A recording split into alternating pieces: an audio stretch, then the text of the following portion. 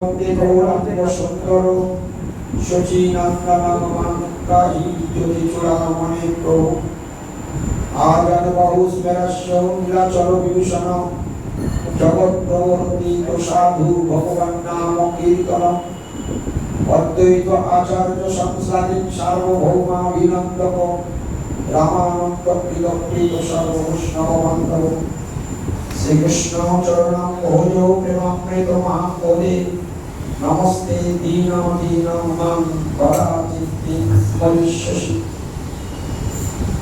জয়তু জয়তু দেব দেবকী নন্দন অয়ং জয়তু জয়তু কৃষ্ণ কৃষ্ণে বংশপদিব জয়তু জয়তু মেঘ শ্যামল কমলাঙ্গ জয়তু জয়তু কীর্তিভাবনা সমকন্ত মুকুন্দ বদনা পরিবর্ত যাচে ভবন্ত একান্তম ইয়ান্তমর্থম অবিস্মৃতিচরণারবিন্দে ভবে ভবে অস্তু ভগবৎপ্রসাদ অবদমন রসনানন্দনন্দ স্বর্ণ কমলনয়ন কবিচন্দ্র বৃন্দাবনেন্দ্র প্রণত করুণ কৃষ্ণ ইতি অনেক স্বরূপে তৈ মম রতির্জয়ী বর্ধিতাম নামধ্যেয়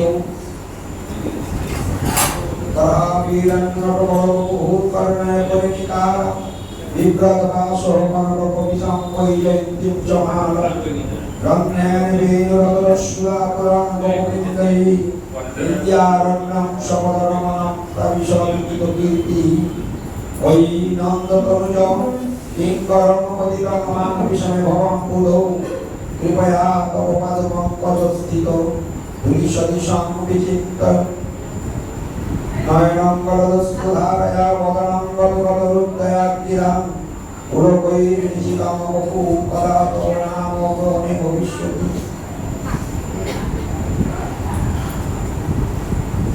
তত্ত্বকাঞ্চনগৌরাঙ্গী রাধে বিদ্যাবনীশ্বরী বিশ্বভানুসুতে দেবী প্রণমামি হরিপ্রিয়ে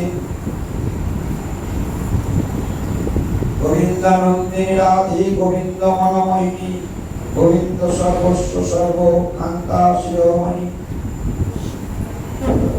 হে রাধে ব্রজদেবীকে চলরিতে হে নন্দস্বনকুত শ্রী গোবর্ধন কল্পপাল বদলে কালিন্দী বন্যে কুত বসন্ত ইতি সত্যত ব্রজপুরে চেতৈ মহাবীরমলৌ বন্দে রূপ সনাতন প্রভুযুগৌ শ্রীজীব গোপালকৌ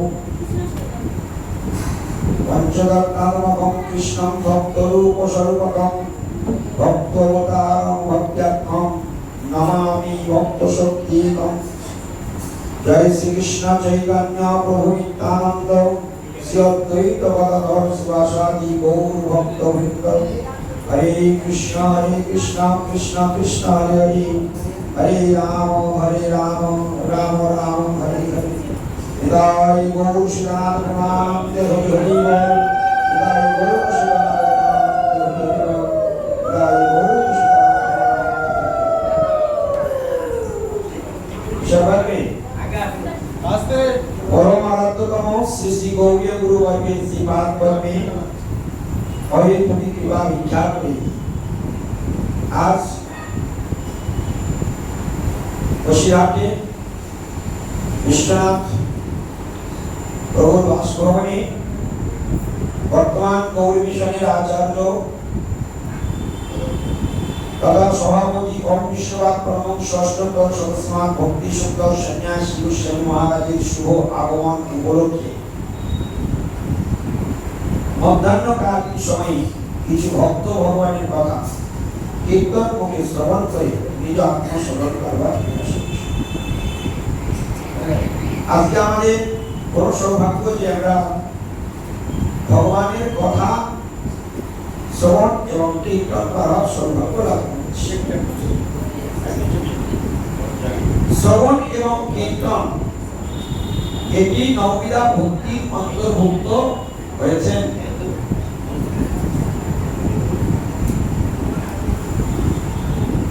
শ্রবণ এবং কীর্তন নববিধা ভক্তির কথা প্রহ্লাদ মহারাজ যখন তার পিতা প্রহ্লাদ মহারাজকে বলছিলেন যে পুত্র তুমি গুরু গিয়ে কি উত্তম শিক্ষা লাভ করেছ,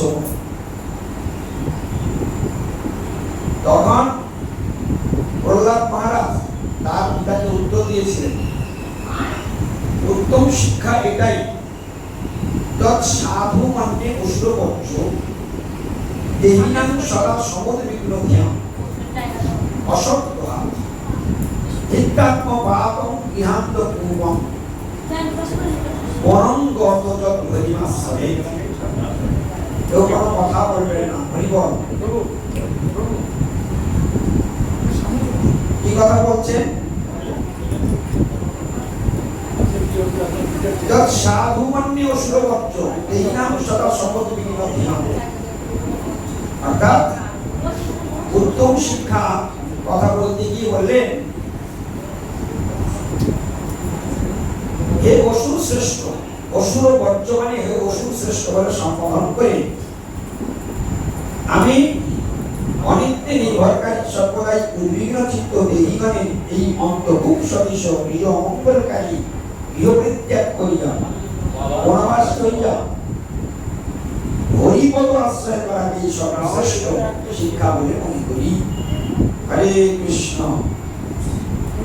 এই জগতে উত্তম শিক্ষা কি? মানব জীবনের সর্বশ্রেষ্ঠতম কর্তব্য হলো, প্রহ্লাদ মহারাজ বলছেন, হিত্যাত্ম পাপং গৃহান্ত পূর্বং, গৃহটাকে আত্মপতনের কারণ স্বরূপ অন্ধকার কুয়ো বলে বর্ণনা করেছেন।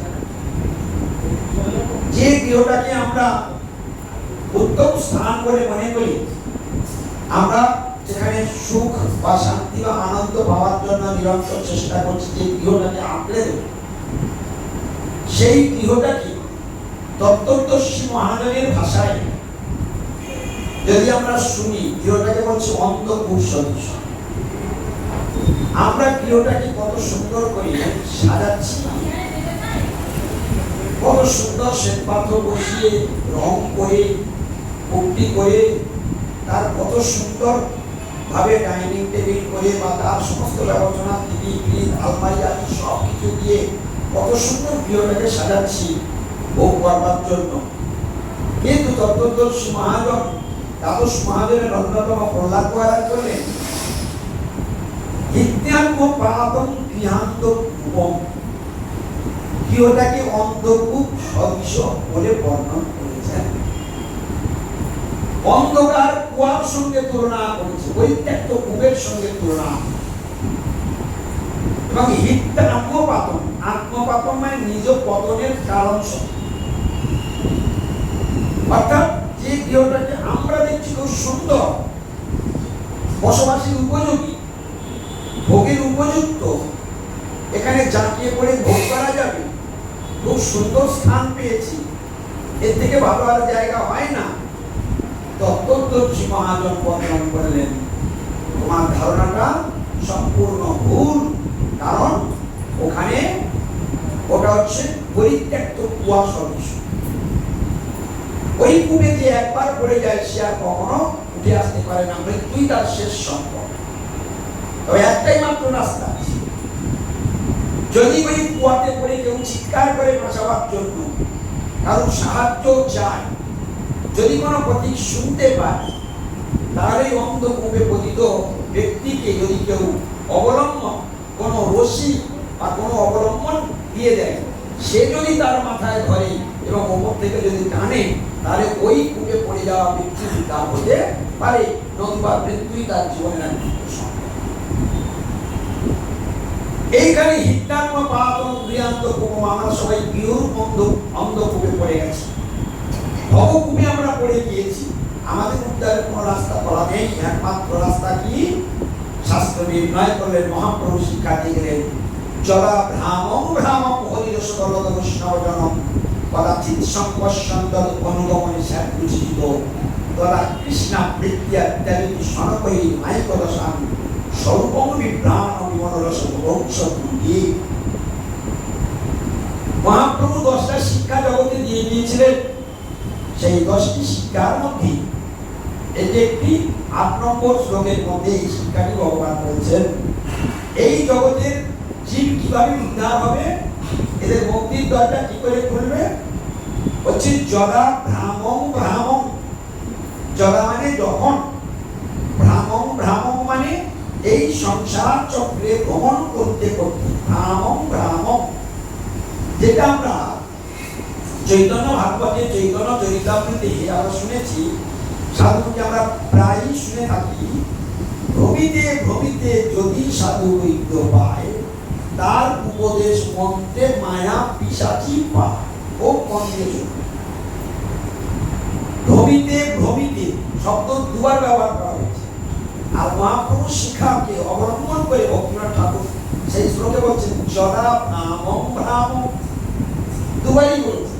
অর্থাৎ এই সংসার চক্রে ভ্রমণ করতে করতে যদা ভ্রামং ভ্রামং হরির সবলদ বৈষ্ণব জন, ওখানে কি বলছে? ভ্রমিতে ভ্রমিতে যদি সাধু বৈদ্য পায়, সাধু বৈদ্য।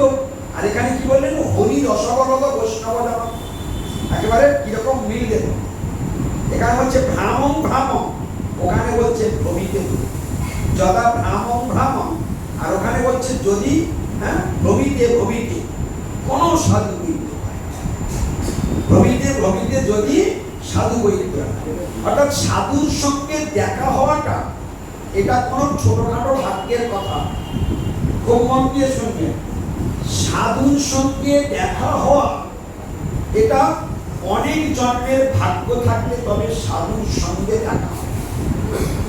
ভাগবতে এরকম বর্ণনা করা হয়েছে যে তুলায়াম লবে না, অর্থাৎ কি বলছে? ন স্বর্গম ন পুনর্ভবম ভগবৎ সঙ্গী সঙ্গস্য মর্তানাং কিমুদাশিষো। কিরকম কথা ভাগবত বলেছেন শোনো। সাধু এত সোজা বস্তু নয়, সাধু এত ছোটখাটো জিনিস নয়, সাধু এত কম দামি বস্তু। সাধুর কথা ভাগবত কিভাবে প্রশংসা করছেন? ভাগবত স্বয়ং কে? ভাগবত স্বয়ং ভগবান। আমরা ভাগবত ধর্ম গ্রহণ করেছি, কিন্তু ভাগবত কি বস্তু সেটা এখনো পর্যন্ত আমাদের অনেকেরই নলেজের মধ্যে নেই, আমাদের জ্ঞানের পরিধির বাইরে পড়ে গেছে। ভাগবত কথা শুনতে গেলে আগে ভাগবতকে বুঝতে হবে, ভাগবত কি বস্তু তার পরিচয়টা জানি। তা ভাগবত কি? প্রাথমিক স্টেজে এই জ্ঞান প্রত্যেকের থাকা উচিত। ভাগবত হলো স্বয়ং ভগবান কৃষ্ণ। শ্রীমদ্ ভাগবতকে আমরা কি রূপে দেখি? একটা গ্রন্থ রূপে, একটা বই রূপে দেখি, বা একটা পুঁথি রূপে দেখি। শ্রীমদ্ ভাগবত শুধু একটা গ্রন্থ নয়, শ্রীমদ্ ভাগবত শুধু একটা পুঁথি নয়, শ্রীমদ্ ভাগবত শুধু একটা বই নয়। শ্রীমদ্ ভাগবতকে কি বললেন? অভিন্ন ভগবান। অভিন্ন ভগবান অর্থাৎ স্বয়ং কৃষ্ণ। ভুলে যাবো না কৃষ্ণ দ্বিভুজ মুরলীধারী শ্যাম সুন্দর নন্দনন্দন যশোদানন্দন ব্রজেন্দ্র নন্দন ব্রজেশতনয় সেই কৃষ্ণচন্দ্র কোথায় থাকেন? তিনি সাক্ষাৎ তার ধ্যান বৃন্দাবনম। কৃষ্ণের স্থান কোথায়? তিনি কোথায় নিবাস করেন? তার ধ্যান বৃন্দাবন। আমাদের কার আরাধনা করতে হবে? বলে আরাধ্য ভগবান শ্রেষ্ঠ নয়। আরাধনা এই জগতে তুমি কারণ আরাধনা করবে, তুমি ঠকে যাবে। তাই মহাজন বিশ্বনাথ চক্রবর্তী তিনি আমাদেরকে নির্ণয় করে দিলেন, এই ভুল কোনোদিন করো না। এই কলিযুগে আমাদের অল্প আয়ু, সেই অল্প আয়ু সদ্ব্যবহার করতে হবে। তাই বিভিন্ন পন্থা অবলম্বন করে নিজের জীবনের আয়ুটাকে নষ্ট করে দিও না। মালিত গন্ডার রুচিত ভান্ডার, যদি কোনোদিন ভান্ডার লুট করতে হয় তাহলে কৃষ্ণের পাপ পদ্মে পড়ে যাও। এদিক ওদিক মন যেন চলে যায়, বিভিন্ন আরাধনার মধ্যে যেন তোমার মন না চলে যায়। আরাধনা যদি করতে হয় একজনকে একদম সিলেক্ট করে দিলেন, আরাধ্য ভগবান ধরে ধরে বলছেন, খুব মন দিয়ে শুনবেন। আরাধ্য কাকে বলে?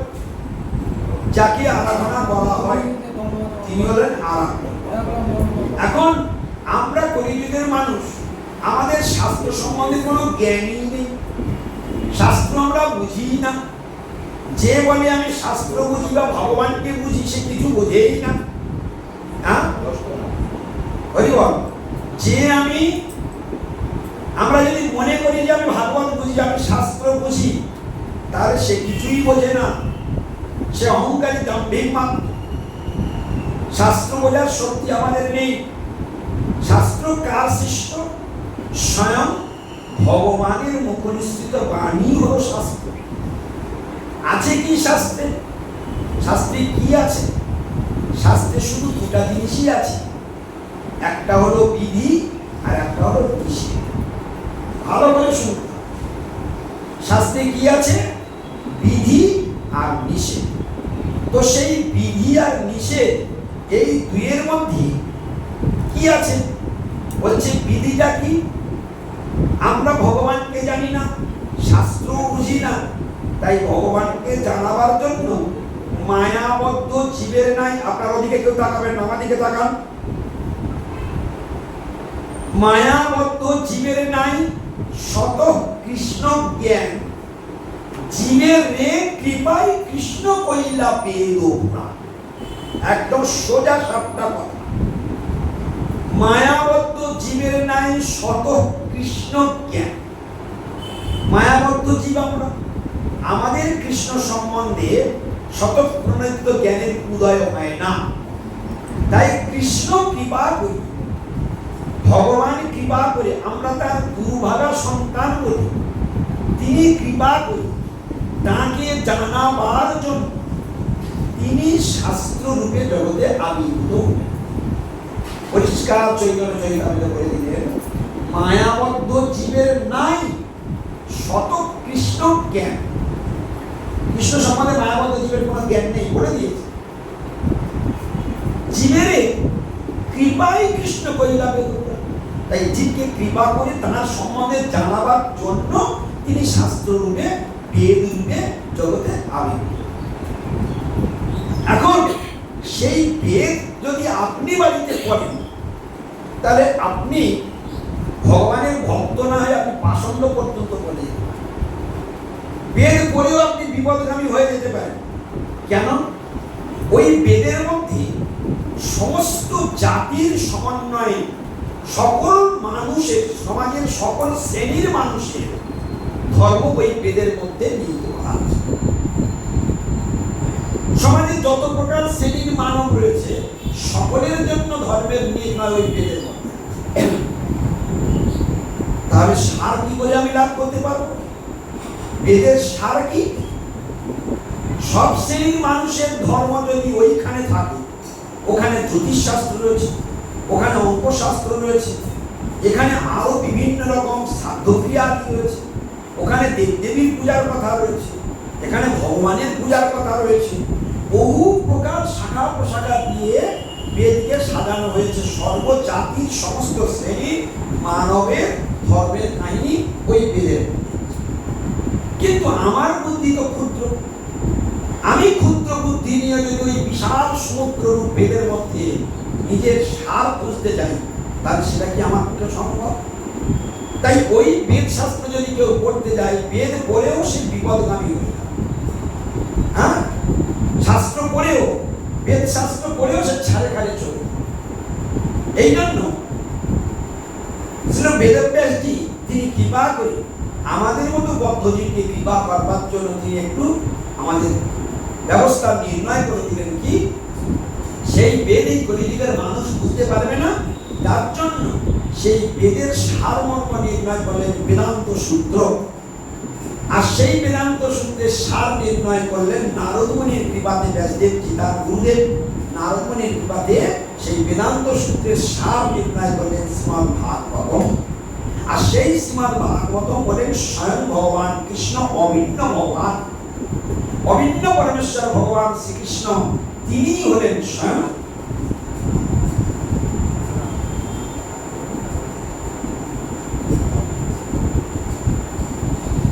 বেদের সার নির্ণয় কি হলো?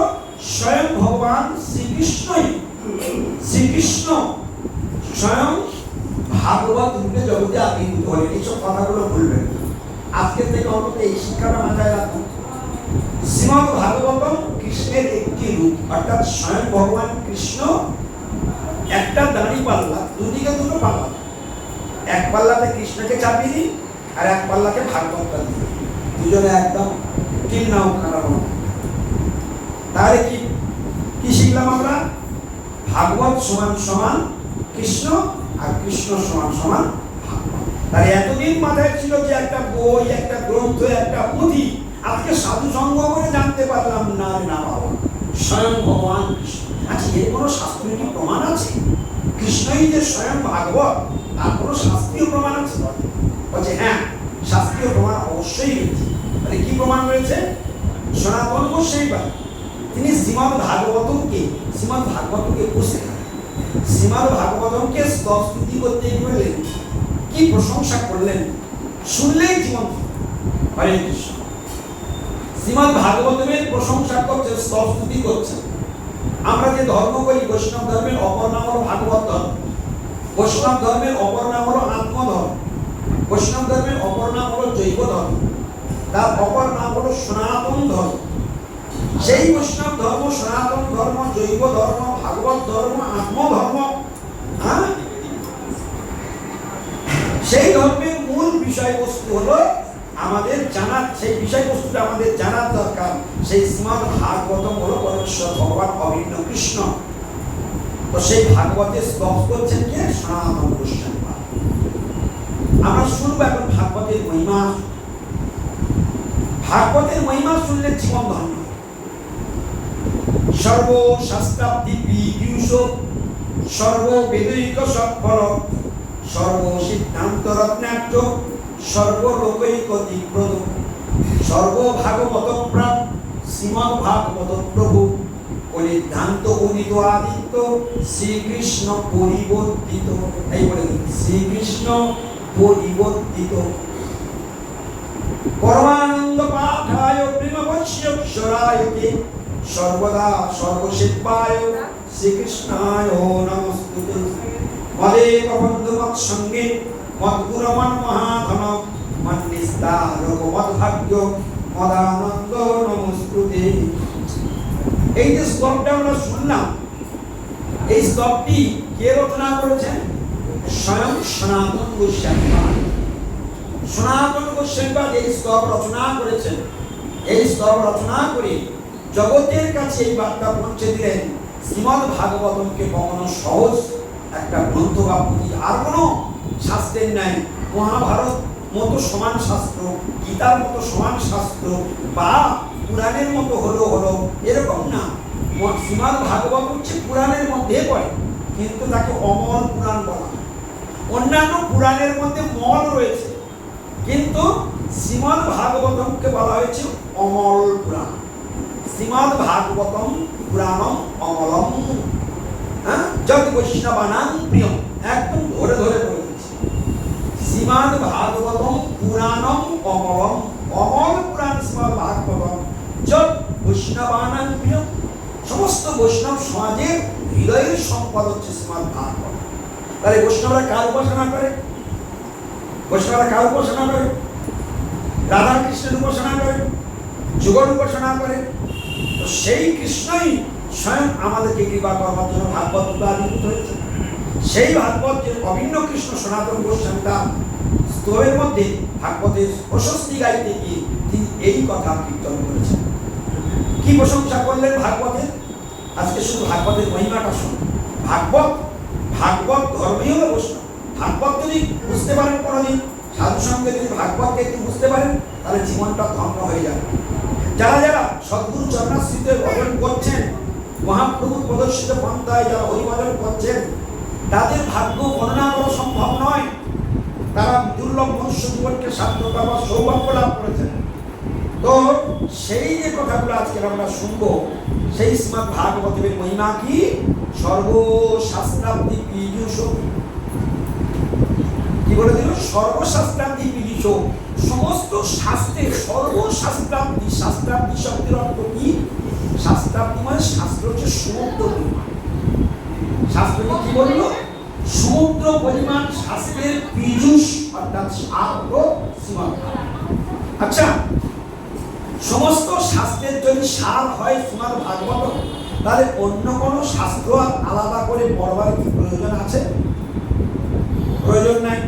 তাহলে সব শাস্ত্রের সার কি? শ্রীমদ্ ভাগবত হয়ে গেল। একটা কথা বুঝে নিলাম, আজকের হরিকথা শুনতে এসে যদি এইটা বুঝে মৃত্যুর আগের দিন পর্যন্ত চিতায় ওঠার আগ পর্যন্ত যদি এই কথাটা মনে থাকে যে বিশ্বনাথ বাবুর বাড়িতে এসে আজকের আমরা এই ভাগবতের এই মহিমা তত্ত্ব কথাটা আজকে শুনলাম। ভাগবত এত সম্পদ, আমরা শুধু সামনে একটা গ্রন্থ মনে করে কুলঙ্গিতে বা টেবিলে ফেলে রাখি। সেই ভাগবত যে স্বয়ং কৃষ্ণ ভগবান, এটা তো এরকম করে কোনোদিন শিখি নাই, এইরকম ভাবে কোনোদিন তো জানি নাই, আবার যদিও জেনে থাকি কোনোদিন এইভাবে গুরুত্ব দিয়ে দেখি নাই। এই জন্য এইভাবে ভাগবতকে গুরুত্ব দিতে হবে। ভাগবত কোনো সাধারণ গ্রন্থ নয়, তিনি অভিন্ন কৃষ্ণ। কি ভাগবতে অচিন্ত ঈশ্বর বুদ্ধি যার, মহাপ্রভু বলছেন, অন্য কেউ নয়। ভাগবতে অচিন্ত ঈশ্বর বুদ্ধি যার, সে জানে ভাগবত অর্থ শাস্ত্র সার। কে ভাগবতের অর্থ জানে? যার ভাগবতে অচিন্ত ঈশ্বর বুদ্ধি হয়েছে। তাহলে ভাগবত স্বয়ং কৃষ্ণ, সেই কৃষ্ণ ভাগবত আবির্ভূত হয়েছে না, তার প্রশংসা করছেন সনাতন গোস্বামী বাবু। প্রথমেই কি বললেন? সর্বশাস্ত্রাব্দি পীযূষ। এক নম্বর, হাতে গুনে গুনে যাবেন কিরকম মহিমা কীর্তন করছেন, আপনারা গুনে গুনে যাবেন এক এক করে। এক নম্বর, সর্বশাস্ত্রাব্দি পীযূষ, অর্থাৎ শাস্ত্রাব্দি মানে সমস্ত শাস্ত্রকে সমুদ্র বলে বর্ণনা করেছেন। আপনি শাস্ত্র পড়ে জীবনে শেষ করতে পারবেন না, কোটি কোটি কাল ধরেও পড়লেও শাস্ত্রকে শেষ করতে পারবেন। তাহলে শাস্ত্র হচ্ছে সমুদ্র পরিমাণ, আর শ্রীমদ্ ভাগবত হলো সেই সমুদ্র পরিমাণ শাস্ত্রের সার। তাহলে আমার জীবনে মহাজনগণ আমাদেরকে উপকার করেছে না করেনি? যে শাস্ত্র সমুদ্র পরিমাণ যাকে করে শেষ করা যায় না, তাকে শ্রীমদ্ ভাগবত একটি গ্রন্থেই প্রকাশ করে দিয়েছেন শ্রীল ব্যাসদেবজি। তার গুরুদেব নারদ মুনির কৃপাতে তিনি এই কৃপা শক্তি লাভ করে, গুরুর কৃপা লাভ করে ব্যাসদেবজি শ্রীমদ্ ভাগবত রচনা করেছেন। তাহলে আমাদের আর কোন শাস্ত্র বা ধর্মগ্রন্থ ধরবার প্রয়োজন আছে কি? নেই, প্রমাণ হয়ে গেল। তাহলে জীবনের সার কি? শ্রীমদ্ ভাগবত। সমস্ত শাস্ত্রের সার কি? শ্রীমদ্ ভাগবত। শ্রীমদ্ ভাগবত যে কথা কীর্তন করেছেন, সেই কথা যারা শ্রবণ করে সেই কথাটাকে যারা মনন করেন, স্মরণ করেন, সেটাকে বিচার করেন, তারপর নিজের জীবনে যিনি আচরণ করেন, তিনিও ভাগবত হয়ে যান। এই জন্য ভাগবত হলো দুই প্রকার, এক হলো ভক্ত ভাগবত, এক হলো গ্রন্থ ভাগবত। যারা ভাগবতকে জীবনে, ভাগবতের শিক্ষাগুলিকে নিজের জীবনে যারা আচরণ করছেন, তারাও কথা কি বলে গেল। তাই ভাগবত কয় প্রকার? দুই প্রকার, মানে গ্রন্থ ভাগবত আর ভক্ত ভাগবত। কিন্তু এইখানে একটি কথা আছে, গ্রন্থ ভাগবতের থেকে আবার ভক্ত ভাগবত বেশি দয়ালু। আপনারা কেউ ফোন ধরবেন না, ফোন করবেন না, তো অসুবিধা হচ্ছে। তো ভাগবত সকালে ফোনটাকে সাইলেন্স করে দিন দয়া করে, আপনাদের কাছে অনুরোধ করছি, বিঘ্ন করবেন না। যে বড় দুর্গম্ভীর কথা, সব দিন পাবেন না। সারাদিন ব্যাঙের মতো গ্যাগ করে সারাদিন কথা বলতেও পারবেন, আর সারাদিন ভগবান কান দিচ্ছে, সারাদিন কথা শুনতে পারেন। কিন্তু সারাদিনে যত কথা বলেন আর যত কথা শোনেন, তার জন্য আমাদের প্রত্যেক সেকেন্ডে পাপের জন্ম হয়, আর সেই পাপের জন্য আমাকে নরকযাত্রা পর্যন্ত করতে হবে। কিন্তু ভাগবত কথা এমন দুর্লভ, যে শ্রবণ করবে সঙ্গে সঙ্গে সত্যরিদ্ধ অবরুদ্ধতে অন্তর্জনী শুশ্রূষবি দক্ষণা, যে আদর করে ভগবানের কথা দিব্যমান শ্রবণ করবে, সঙ্গে সঙ্গে ভগবান তার হৃদয়ে সত্য হৃদ্য অবরুদ্ধতে তার হৃদয়ে বাধা পড়বে। পৃথিবী শুশ্রূষবি দক্ষণা, যৎক্ষণাৎ শ্রবণ করবে তৎক্ষণাৎ হৃদয়ে ভগবানের আবির্ভাব। এই ভাগবত কথা কোনো সাধারণ কথা নয়, ততটা গুরুত্ব দিয়ে শুনতে হবে, গভীর মনোযোগ দিয়ে শুনতে হবে। হাজার লোক এলে তার দিকে তাকাবো না, ফোন মরে গেলেও ধরবো না। আজকে আমি ভগবানের কথা শুনতে বসেছি, ভগবানের থেকে কি যার ফোন ধরলাম, সেই ক্যামেরা টেবিল ফোন কি বেশি দামি? ভগবানের থেকে সে দামি লোক, তাই ভগবানকে বাদ দিয়ে আমার তাকে ধরতে হবে। মানে ভগবানের কথা চলাকালীন কারোর ফোন না করাই ভালো।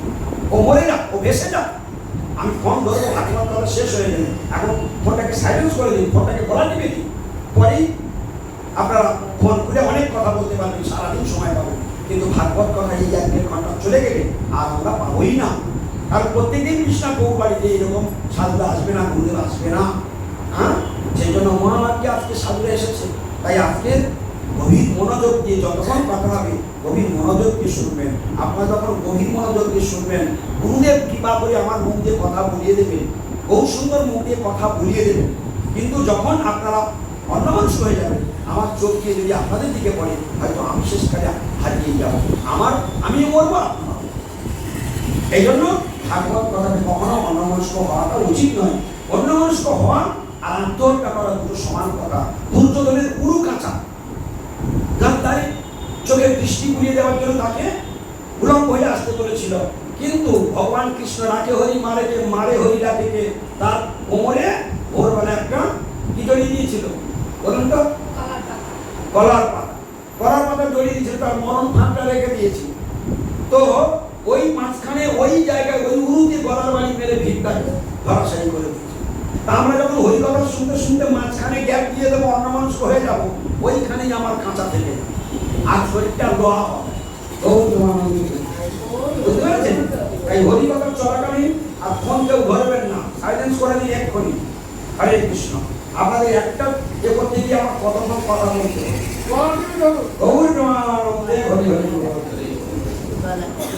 তাহলে হরে কৃষ্ণ। তাহলে শ্রীমদ্ ভাগবতম সাক্ষাৎ পরমেশ্বর ভগবান কৃষ্ণ এই জ্ঞানটা আশা করি আমাদের মধ্যে বসে দিয়েছে। এইবারে সেই শ্রীমদ্ ভাগবতমের স্তব করেছেন কে? সনাতন গোস্বামী। কি বলেছেন? সমস্ত শাস্ত্ররূপ সমুদ্রের সার হলো শ্রীমদ্ ভাগবত। তাই সমস্ত শাস্ত্ররূপ সমুদ্রের সার যদি শ্রীমদ্ ভাগবতম হয়, তাহলে অন্য শাস্ত্র আর আমার পড়ার প্রয়োজন নাই। আমাকে অনেক কৃপা করে ব্যাসদেবজি আমার কাছে সব করে দিয়েছে, জিষ্ট করে দিয়েছে। অতএব ভাগবত ধর্ম, এই ভাগবত ধর্মের অপর নাম হলো বৈষ্ণব। তাই বৈষ্ণব ধর্ম কে জগতে প্রকাশ করেছেন? শ্রীমান মহাপ্রভু নিজে আচরণ করেছেন। এই ভাগবত ধর্ম যাদন করে মহাপ্রভু নিজে জগতের গুরু হয়েও তিনি স্বয়ং গুরু আশ্রয় করেছেন। তিনি ঈশ্বর পরিবারের কাছে হরিনাম নিয়েছেন, তিনি গঙ্গাদাস পণ্ডিতের পাঠশালায় পড়েছেন, তিনি কেশব ভারতীর কাছে সন্ন্যাস গ্রহণ করে দেখিয়েছেন। কিন্তু তিনি জগৎকে চোখে দেখালেন, আচরণ করে দেখালেন। গুরু বিনা কখনো গোবিন্দকে লাভ করা যায় না। গুরুর কৃপাকে পাথেও না করে নিজের স্বতন্ত্রতা করে কখনো তুমি ভগবানকে লাভ করতে পারবে না। যার গুরুবাদ পদ্মে রতিমতি ভক্তির জন্ম হয় নাই, তার ভক্তি যতই বাইরের আড়ম্বর থাকুক না কেন, তার ভক্তি হচ্ছেই না। যার গুরুদেবের প্রতি মন নাই, গুরুদেবের প্রতি আদর নাই, যত্ন নাই, গুরুদেবের স্মরণ নাই, ধ্যান সদা, মানে প্রত্যেক দিন 3 বার কবার ধ্যান করা উচিত। কীর্তন তোমরা করো তো, গুরুবাষ্টকম যস্য প্রসাদাৎ ভগবৎ প্রসাদ যস্য অপ্রসাদাৎ নবতিতোপি হেয়ং স্তবং স্তস্য যশস্ত্রী সন্ন্যম। সব কথা আমরা কীর্তন করি, মানে বুঝি। হেয়ং স্তবং স্তস্য, হেয়ং স্তবং তাকে ধ্যান করতে হবে, স্তবং তাকে প্রত্যেক দিন গুরুদেবের স্তব করতে হবে। তস্য হেয়ং স্তবং তস্য, কার? তার মানে কার? হেয়ং স্তবং তস্য যশস্ত্রী সন্ন্যম। ত্রিসন্ধ্যা তার যশ গাইতে হবে, তার ধ্যান করতে হবে, তার স্তব করতে হবে, তার যশ গাইতে হবে, তার কৃপা যাচনা করতে হবে, কাঁদতে হবে। তিনি কৃপা করলেই আপনি গুরুকে চলে যাবেন। তিনি কৃপার টিকিট দেবেই না। আপনি যতই মূল মারা হরিভজন করুন, শুষ্ক হরিভজন হয়ে যাবে, আপনি পার হতে পারবেন। তাই গুরু কৃপাই কৃপা। ওই জন্য সদ্গুরু চরণাশ্রয় না করে কখনো হরিভজন আরম্ভ হয়। তাই যত শীঘ্র পারো ভজ শ্রীকৃষ্ণ চরণ, জীবনের ঠিক নাই। আজিবা শতক বর্ষে অবশ্য মরণ। নিশ্চিন্তে না থাকো ভাই, যত শীঘ্র পারো ভজ শ্রীকৃষ্ণ চরণ। সামনে আগে আসুন। যত শীঘ্র পারো ভজ শ্রীকৃষ্ণ চরণ, জীবনের ঠিক নাই। বিনোদন শরীর আগে আসুন, একদম সরে আসুন, আর সরে আসুন। যত শীঘ্র পারো ভজ শ্রীকৃষ্ণ চরণ, জীবনের ঠিক নাই। তাহলে আজিবা শতক বর্ষে অবশ্য মরণ। আজকে এখনই মৃত্যু হতে পারে, অথবা 100 বছর পরে মৃত্যু, কিন্তু মৃত্যু তো আমার হবে। তাই এই জন্য অপেক্ষা করে বসে না থেকে যত শীঘ্র পারো ভজ শ্রীকৃষ্ণ চরণ, জীবনের ঠিক নাই। এই জন্য আমাদের কথাগুলোকে বুঝতে হবে। তাই মানব জীবনের একমাত্র কর্তব্য হলো হরি ধারণা। তাই মহাপ্রভু কি ধর্ম যাজন করেছেন? ভাগবত ধর্ম। কি ধর্ম যাজন করেছেন? ভাগবত ধর্মের অপর নাম কি? বৈষ্ণব ধর্ম। ভাগবত ধর্মের অপর নাম কি? সনাতন ধর্ম। ভাগবত ধর্মের অপর নাম কি? জৈব ধর্ম। ভাগবত ধর্মের অপর নাম কি? আত্মধর্ম। এতগুলো রয়েছে। এইসব এতগুলো কথা আমরা কি কোনোদিন জানতাম? তাহলে বৈষ্ণব ধর্ম কে আচরণ করে দেখিয়েছেন? কে আচরণ করে দেখিয়েছেন? স্বয়ং শ্রীমান মহাপ্রভু। তিনিই সাক্ষাৎ ভাবে যেসব কথা বলে গিয়েছেন, ওই কথাকে পাথেয় করে যারা ভজন করবে, সেটাকেই বিশ্বনাথ চক্রবর্তী বা জগতের সামনে তুলে ধরেছেন। যদি কোনোদিন ভজন করবে, এদিক ওদিক দেবতাদের পিছনে দৌড়াবে না, বিশাল ঠকা ঠকে যাবে। দেবতাদের পিছনে তুমি দৌড়াবে, জীবনটা দেবতাদের চরণে দিয়ে দেবে, তুমি বিশাল ঠকা ঠকে যাবে। কেন? ভগবান তাদেরকে বলেছেন অল্প মেধসাম অন্তবর্তু ফলং তেষাম, তাদের ফল ক্ষণস্থায়ী। অন্তবর্তু ফলং তেষাম, তাদের ফল ক্ষণস্থায়ী। আর কি বলেছেন? দেবতাদের পূজা করলে কি হয়? অমর। কিন্তু কি বলেছে? ক্ষণস্থায়ী। পাবে কিন্তু খরচা হয়। টাকা কামাবে, টাকা খরচা। টাকা ধরে রাখতে পারো? পারো না। ধরে রাখার চেষ্টা করি, কিন্তু ধরে রাখা যায় না।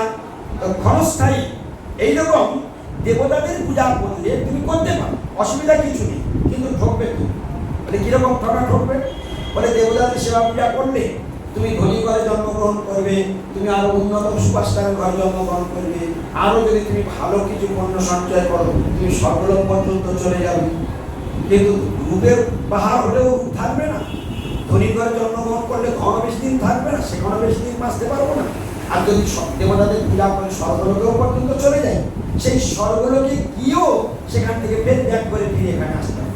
যতক্ষণ পুণ্য থাকবে ততক্ষণ সেখানে আদর পাবে, আর যেই পুণ্য শেষ হয়ে যাবে এখানে থাকবে। তাহলে ওই কি হলো? সেই ঠকেই গেলাম। অতএব দেবতাদের পিছনে দৌড়াবার কোনো প্রয়োজন নেই। ভগবানের পিছনে, কৃষ্ণের পিছনে দৌড়ালে হারাবার কিছু নেই। যেটুকু করবে সেটুকু আর কোনোদিন নষ্ট হবে। আর দেবতাদের পিছনে দৌড়াবে, যেটুকু করবে সেটুকু নষ্ট হয়ে যাবে। তাহলে কোনটা করা উচিত? হ্যাঁ, ওই জন্য বিশ্বনাথ চক্রবর্তী বা মহাপ্রভু শিক্ষাকে বাধ্য করে বলে দিলেন আরাধ্য ভগবান ব্রজেশ নয়। যে ভগবান শ্রীমদ ভাগবত ধারণ করেছেন, সেই ভাগবত ধর্মকে মহাপ্রভু কি বলে গিয়েছেন সেটা বলবার জন্য আমি এখানে আসলাম। মহাপ্রভু কি বলে গেছেন ভাগবত ধর্ম সম্বন্ধে? তিনি তো ভাগবত ধর্ম যাজন করেছেন। তিনি বৈষ্ণব ধর্ম নিজে, তিনি তার চাঁচর চিকুর কেশ। ভগবানের কেশ কিরকম? চাঁচর চিকুর কেশ। অর্থাৎ তিনি সন্ন্যাস গ্রহণ করে মস্তক মুন্ডন করেননি। হ্যাঁ, ভগবান মস্তক মুন্ডন করেছেন। তিনি সাক্ষাৎ ভাবে গুরু আশ্রয় করেছেন। তিনি ভাগবত পাঠ করেছেন, তিনি নব সংকীর্তন করেছেন, তিনি বৈষ্ণব সেবা শিখিয়েছেন। হ্যাঁ, তো কি করেননি তিনি? তিনি সাক্ষাৎ ভাবে কপালে তিলক করেছেন। তিনি তুলসীর মালা, তুলসী তাঁর প্রিয়া, নম নম তুলসী শ্রীকৃষ্ণ প্রেয়সী, তার প্রেয়সীকে তিনি কণ্ঠে ধারণ করেছেন। তিনি নিজে তুলসীকে প্রত্যেক দিন জল দিয়েছেন, নিজে তুলসীকে পরিক্রমা করেছেন। এত নাটক করবার কোনো দরকার ছিল? শুধু আমাদের ব্রেনটাকে ওয়াশ করবার জন্য আমাদের পথ প্রদর্শক হিসেবে তিনি দেখালেন আপনি আচরি ধর্ম জীবের শিখায়, আপনি না করিতে ধর্ম শিখানো না যায়। তাই মহাপ্রভু তিনি হচ্ছেন গৃহীজন শিক্ষক,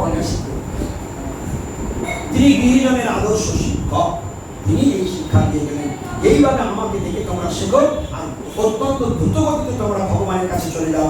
কারণ আজ বা কাল যে কোনো মুহূর্তে তোমার মৃত্যু হয়ে যাবে, যে কোনো মুহূর্তে তোমার শেষ নিঃশ্বাস চলে যাবে। অতএব দেরি না করি যত শীঘ্র পারো ভজ শ্রীকৃষ্ণ চরণ জীবনের ঠিক নাই। তাহলে কার আরাধনা করবো? যিনি পার্মানেন্ট তার আরাধনা করবো, আর যিনি টেম্পোরারি তার আরাধনা করতে হবে।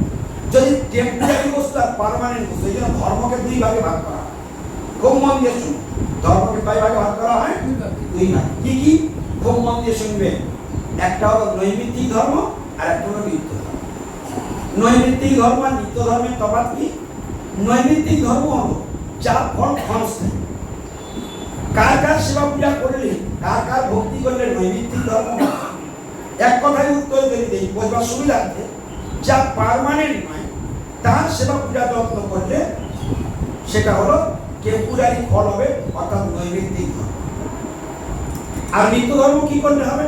যিনি ছিলেন, আছেন, থাকবেন, কনস্ট্যান্ট, ধ্রুবক, নন ম্যাটেরিয়ালস, অপরিবর্তনীয় সেই বস্তু যদি সেবা করি, সেই পার্মানেন্ট বস্তু যদি সেবা করি, তাহলে ফলটাও পার্মানেন্ট। তাকে বলা হয় নিত্য। যে একবার আরাধনা করলে যে পদার্থ কোনোদিন নষ্ট হয় না, তার নাম নিত্য। আর একবার আরাধনা করলাম, কিছু ফল হলো আবার নষ্ট হয়ে গেল। তাহলে কোনটা করা উচিত? নিত্য ধর্ম করা উচিত না নৈমিত্তিক ধর্ম করা উচিত? সবাই একবার উত্তর দিন। নিত্য ধর্ম করা উচিত। তাহলে দেখুন এখনো ব্রেন সব ঠিক আছে। এখনো ব্রেনটা নষ্ট হয়ে যায়নি, ঠিক উত্তরটা দিয়ে দিয়েছে। হ্যাঁ, ব্রেন এখনো ঠিক আছে, তারা ঠিক যখন আছে তারা ঠিক কাজটা বেছে নিতে হবে। এবার নিত্য ধর্ম আর নৈমিত্তিক ধর্ম, কে পার্মানেন্ট আর কে টেম্পোরারি দেখা যায়। ভগবান এই বিশ্ব চরাচর সৃষ্টি করেছেন। অহং সর্বস্য প্রভাবঃ মত্তঃসর্বং প্রবর্ততে ইতি মত্য ভজন্তে মাং উদাভাব সমন্বিতা। ভগবান বলেন এই বিশ্ব চরাচর আমি সৃষ্টি করেছি। আর সৃষ্টি যদি গোবিন্দ করেন তাহলে প্রোভাইডার কে, মালিক কে? গোবিন্দ। মত্তঃসর্বং প্রবর্ততে, আমার শরীর থেকে বিশ্ব চরাচর সৃষ্টি হয়েছে। ইতি মত্য ভজন্তে মাং, এই কথাটা যারা জানে তারা ভজন্তে মাং, আমার সেবা পূজা করে।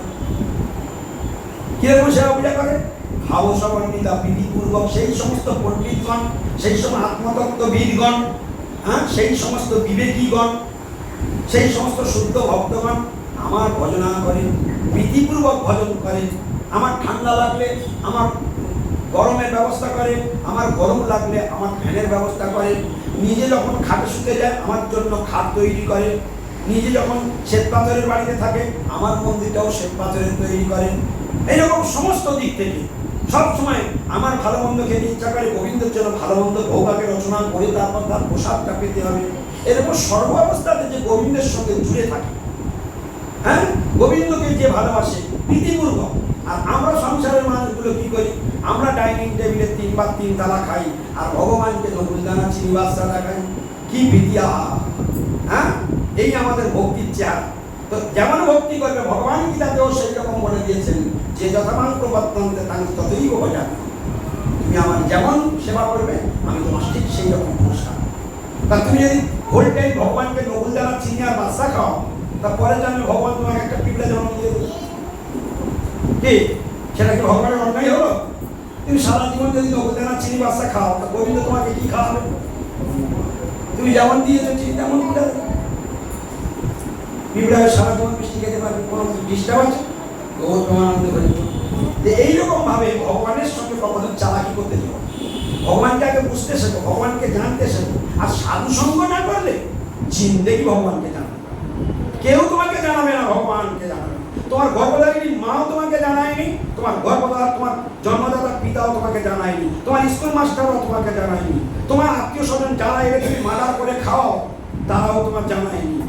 আর যাদের পিছনে ঝান্ডা ধরে ঘোরে ইনকিলাব জিন্দাবাদ করে, বা তাদের পিছনে জুতো সুতলা খুইয়ে দাও, সেই রাজনৈতিক দাদারাও তোমাদেরকে কোনোদিন ভগবানকে জানাবে। আর ভগবানকে যদি জানতে না পারো, ভগবানকে না জেনে যদি মরে যাও, পশু জন্মে যেতে হবে, পাখি জন্মে যেতে হবে, বৃক্ষ জন্মে যেতে হবে, গুল্ম জন্মে যেতে হবে, লতা জন্মে যেতে হবে, কীট পতঙ্গ জন্মে যেতে হবে, তৃণ জন্মে যেতে হবে। কেউ তোমাকে বাঁচাবে, কেউ তোমার জন্য আহাবরবাদ থাকবে না। তোমার স্বামী চাকরিওয়ালা স্বামী, তোমার যখন কৃষ্ণ তোমার থেকে শরীর থেকে বেরিয়ে যাবে, তখন তোমার চাকরিওয়ালা স্বামীও তোমার এই শরীরটাকে আর ভালো লাগবে না। 24 ঘন্টার মধ্যে বডি পৌঁছে দুর্গন্ধ হবে। মানে এই বডি টাটকা রেখেছে কৃষ্ণ। তা কৃষ্ণ যদি বডি টাটকা রেখেছে, তাহলে আসল মালিককে না চিনে নকল বডি নিয়ে টানাটানি করছো। এতগুলো বডি এখানে বসে, কোন বডিটা টাটকা? সব বডি এখন টাটকা। বলে কেন? সব বডিটার ভিতরে কৃষ্ণ এখানে বসে রয়েছে, চেতনা আত্মা বসে রয়েছে, তাই বডিটা এখন জীবিত। কিন্তু যেই কৃষ্ণ বেরিয়ে যাবে, সঙ্গে সঙ্গে বডিটা কি অচেতন, মৃত হয়ে যাবে এবং দুর্গন্ধের বসে। তাহলে আমরা আসলকে চিনি না। যিনি আমার 24 ঘন্টা কৃষ্ণ, 24 ঘন্টা কৃষ্ণ আমাকে সেবা। এক হাতে তালি বাজতে গেলে কয় হাত লাগে? 2 হাত লাগে। তা কৃষ্ণ যদি 24 ঘন্টা আমার সেবা করে, তাহলে আমার কি করা উচিত? আমাকেও তার সেবা করতে হবে। তাই আমাকে যদি তার সেবা করতে হয়, তাহলে আমি কেন সেবা করি না? এই জন্য ভগবান বলেন, ভগবান দুঃখ করেন, এত সুন্দর মানব জন্ম দিলাম আমার সেবা পূজা করার জন্য, আমার সেবা পূজা করলোই না। তা যাও, তোমার এখন 2 হাত আর 2 পা দিয়েছিলাম, পরের বারে তোমার 4টে পায়ে দিয়ে দিলাম, যাও ভোগ করতে পারবে, কিন্তু আমার সেবা করতে পারবে না। এই জন্য বুদ্ধিমান মানব মাত্রেই কর্তব্য হরিকে আশ্রয় করে বেঁচে থাকো। হরিকে আশ্রয় না করে তুমি যা কিছু করবে সব চির, আর হরিকে আশ্রয় করে তুমি যা করবে সবটাই একদম কোটি কোটি কোটি কোটি। একটা করে কর্ম করবে ভগবানের জন্য। ভগবান হলো এক। ভালো করে শুনে রাখো, কান খুলে শুনে রাখো। আমাদের বিপদ আমরা কিভাবে ডেকে আনছি, আমাদের গর্ত কিভাবে আমরা বলছি, এবার কান খুলে শুনে রাখো। ভগবান এক, আর সংসারে সারাদিন যত কর্ম করি প্রত্যেকটা এক একটা সুখ। ভালো করে বুঝে নাও।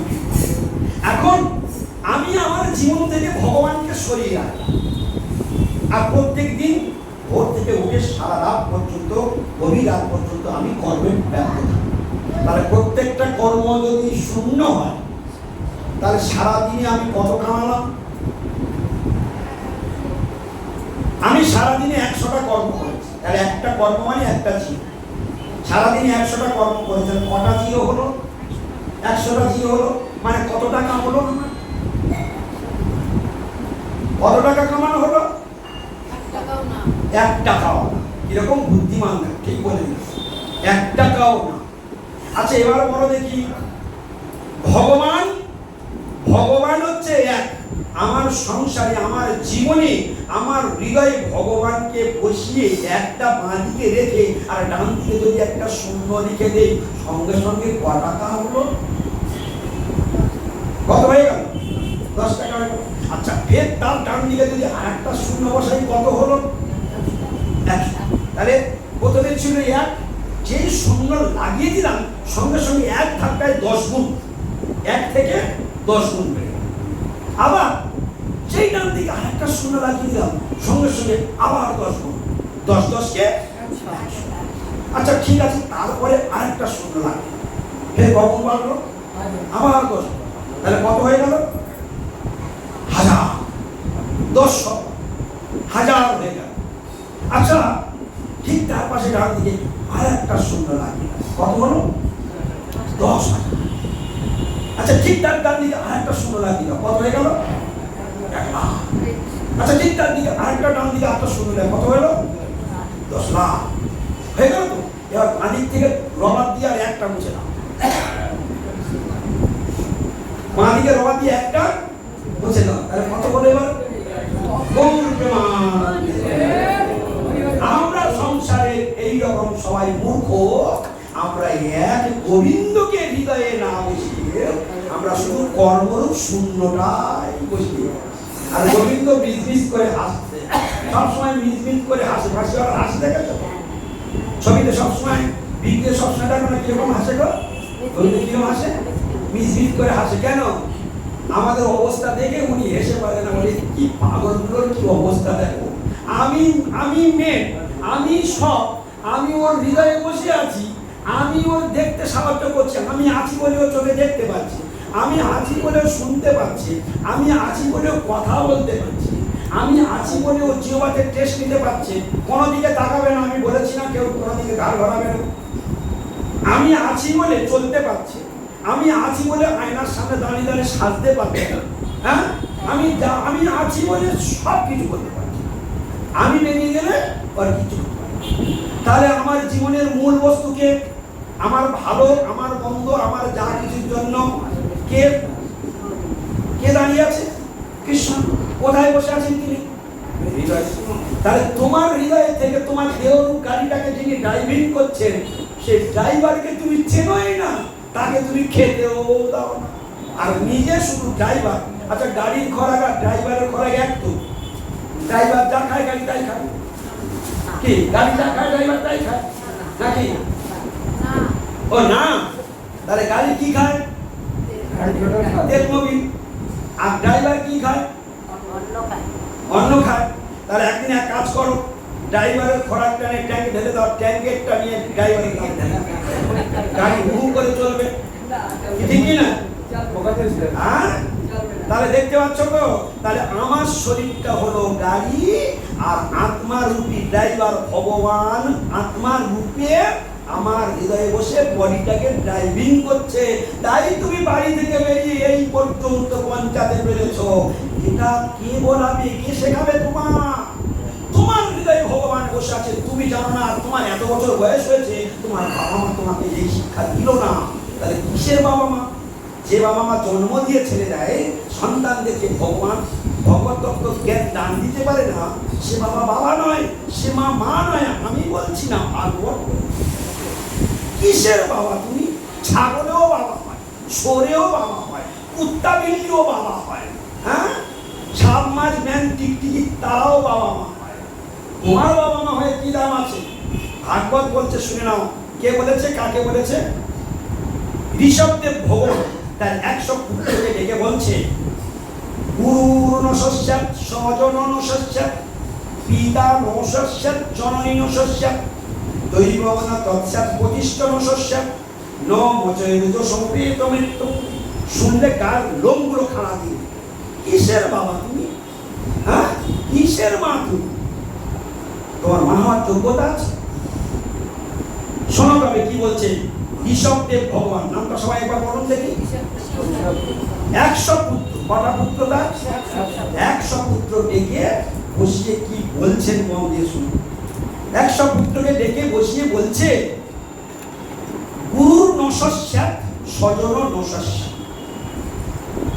গুরুর নশস্যাৎ স্বজন নশস্যাৎ। হাতে ধরে যাবেন কি কি বলছে। আগে বললাম কে বলছে? ঋষভদেব। কাদেরকে বলছে? নিজের পুত্রগুলোকে ট্রেনিং দিচ্ছে। আপনারা তো বাবা মা হয়েছেন, সন্তানদের কোনোদিন ধর্ম শিক্ষা দেন? কোনোদিন দেন না। আমার বাবা মা আমাকে ধর্ম শিক্ষা দিয়েছিল, তাই আজকে আপনাদের সামনে আমার বাবা মা আমাকে ছোটবেলায় ক্লাস 7-এ পড়ি, তখন থেকে আমাকে ধর্ম শিখিয়েছে, তাই আজকে আপনাদের সামনে বসে হরিকথা বলতে পারছি। আপনারা যদি আপনাদের বাচ্চাগুলোকে এইভাবে হরিকথা ধর্মকথা শিক্ষা দেন, তাহলে সে ধার্মিক হবে। আর না তো কি হয়ে যাবে বুঝতে পারছেন? হ্যাঁ, সন্তান নয় শয়তানে পরিণত হবে। আর ওদের জ্বালায় জ্বলে পুড়ে ছাড় খাওয়া হয়ে যাবে। দেখবেন ওরাই আপনাকে ব্যবস্থা করেছে। হ্যাঁ, ভয়ঙ্কর সংসার। একদিন মুখের উপর বলেও দেবে, কি করেছো আমার জন্য? সুযোগে পেরে গেলেই হোক। যাই হোক, তো সে কথায় যাচ্ছি না। তো এইটুকু শুধু জেনে রাখা উচিত যে আমরা পিতামাতা হতে গেলে কি যোগ্যতা লাগে। সেই শ্লোকটা প্রসঙ্গ আমি এসে গেছে, যদি বলে না দিই তাহলে আবার ভুল বুঝে ফেলবে। তার জন্য আগে সমাধান করছি। কে বলেছে? সব। কাদেরকে ট্রেনিং দিচ্ছে? 100 পুত্রকে ট্রেনিং দিচ্ছে। কি বলছেন? এর আগে আরেকটা শ্লোক আছে, যে শ্লোকটা বলছে সেটা শুনুন। গুরুর নশস্যাৎ স্বজন নশস্যাৎ পিতা নশস্যাৎ জননী নশস্যাৎ দৈবম ন তৎস্যাৎ প্রতিষ্ঠ নশস্যাৎ ন মচয়তে সমবেত মৃত্যু। শ্লোকটা 2 বার উচ্চারণ, কিন্তু কিছু বুঝতে পারলাম কি? বুঝতে পারি নাই। কি দেবাশিস বাবু চলে গেল নাকি? না, ভিতরে আসতে বলুন, ভেতরে আসতে বলুন। কি বলছেন মন দিয়ে শুনুন। ঋষভদেব ভগবান সন্তানদেরকে ট্রেনিং দিচ্ছেন, এটা শিখে নিন আর আপনারাও সেরকম ট্রেনিং দিন। বলছেন কি? গুরুর নশস্যাৎ, মানে এই কথাটার অর্থ হলো 1 নম্বর, গুরু হওয়া উচিত নয়। কি বললো? গুরু হওয়া উচিত নয়। বিশ্বনাথ বাবু, আপনি দয়া করে বসে আমাকে ধন্য করুন। গুরুর নশস্যাৎ, গুরুর নশস্যাৎ, গুরুর নশস্যাৎ, গুরু হওয়া উচিত নয়। 1 নম্বর কি বললো? গুরু হওয়া উচিত নয়। এবার 2 নম্বর বলছে স্বজন নশস্যাৎ। আমরা প্রত্যেকেই প্রত্যেকের আত্মীয় স্বজন আছে। স্বজন নশস্যাৎ বলছে আত্মীয় স্বজন হওয়া উচিত নয়। মার্ক করুন কি কি বলছে। গুরু হওয়া উচিত নয় 1, আত্মীয় স্বজন হওয়া উচিত নয় 2, স্বজন নশস্যাৎ পিতা নশস্যাৎ, মানে কি বলবো? বাবা হওয়া উচিত নয়, পিতা হওয়া উচিত। জননী নশস্যাৎ, মা হওয়া উচিত নয়। দৈবম ন তৎস্যাৎ, স্বর্গের দেবতা হওয়া উচিত নয়। আর প্রতিষ্ঠ নশস্যাৎ, পতি হওয়া উচিত নয়। আমাদের ফেরত কে কথা হলো? হরে কৃষ্ণ। কথা হলো? বলতে বলেছিলাম, আপনারা করেননি। গুরুর নশস্যাৎ স্বজন নশস্যাৎ পিতা নশস্যাৎ জননী নশস্যাৎ দৈবম ন তৎস্যাৎ প্রতিষ্ঠ নশস্যাৎ। কথা হলো? 6টা। এই 6 জনের এই যে পদ আমরা দখল করে বসে আছি, বলছি 6টা পদ দখল করবার অধিকার নেই। কেন নেই? বলে ন মচয়ে, ন ন মোচয়ে, যিনি মুক্তি করতে পারেন না, মুক্তি দিতে পারেন না, ন মোচয়ে যে সমবেত মৃত্যু, মৃত্যু যে আমার দিকে করার কাছে দৌড়ে আসছে, প্রত্যেক দিন একদিন করে সূর্য উদয় হয়ে অস্ত হয়ে যাচ্ছে, আমার আয়ু একদিন করে নষ্ট হয়ে যাচ্ছে। তাহলে প্রতিদিন মৃত্যু আমার দিকে আগিয়ে আসছে, সমবেত মৃত্যু। এই সমবেত মৃত্যুর হাত থেকে যিনি আমাকে মুক্তি করে দিতে পারে না, তার এই 6টা আসনে বসার অধিকার।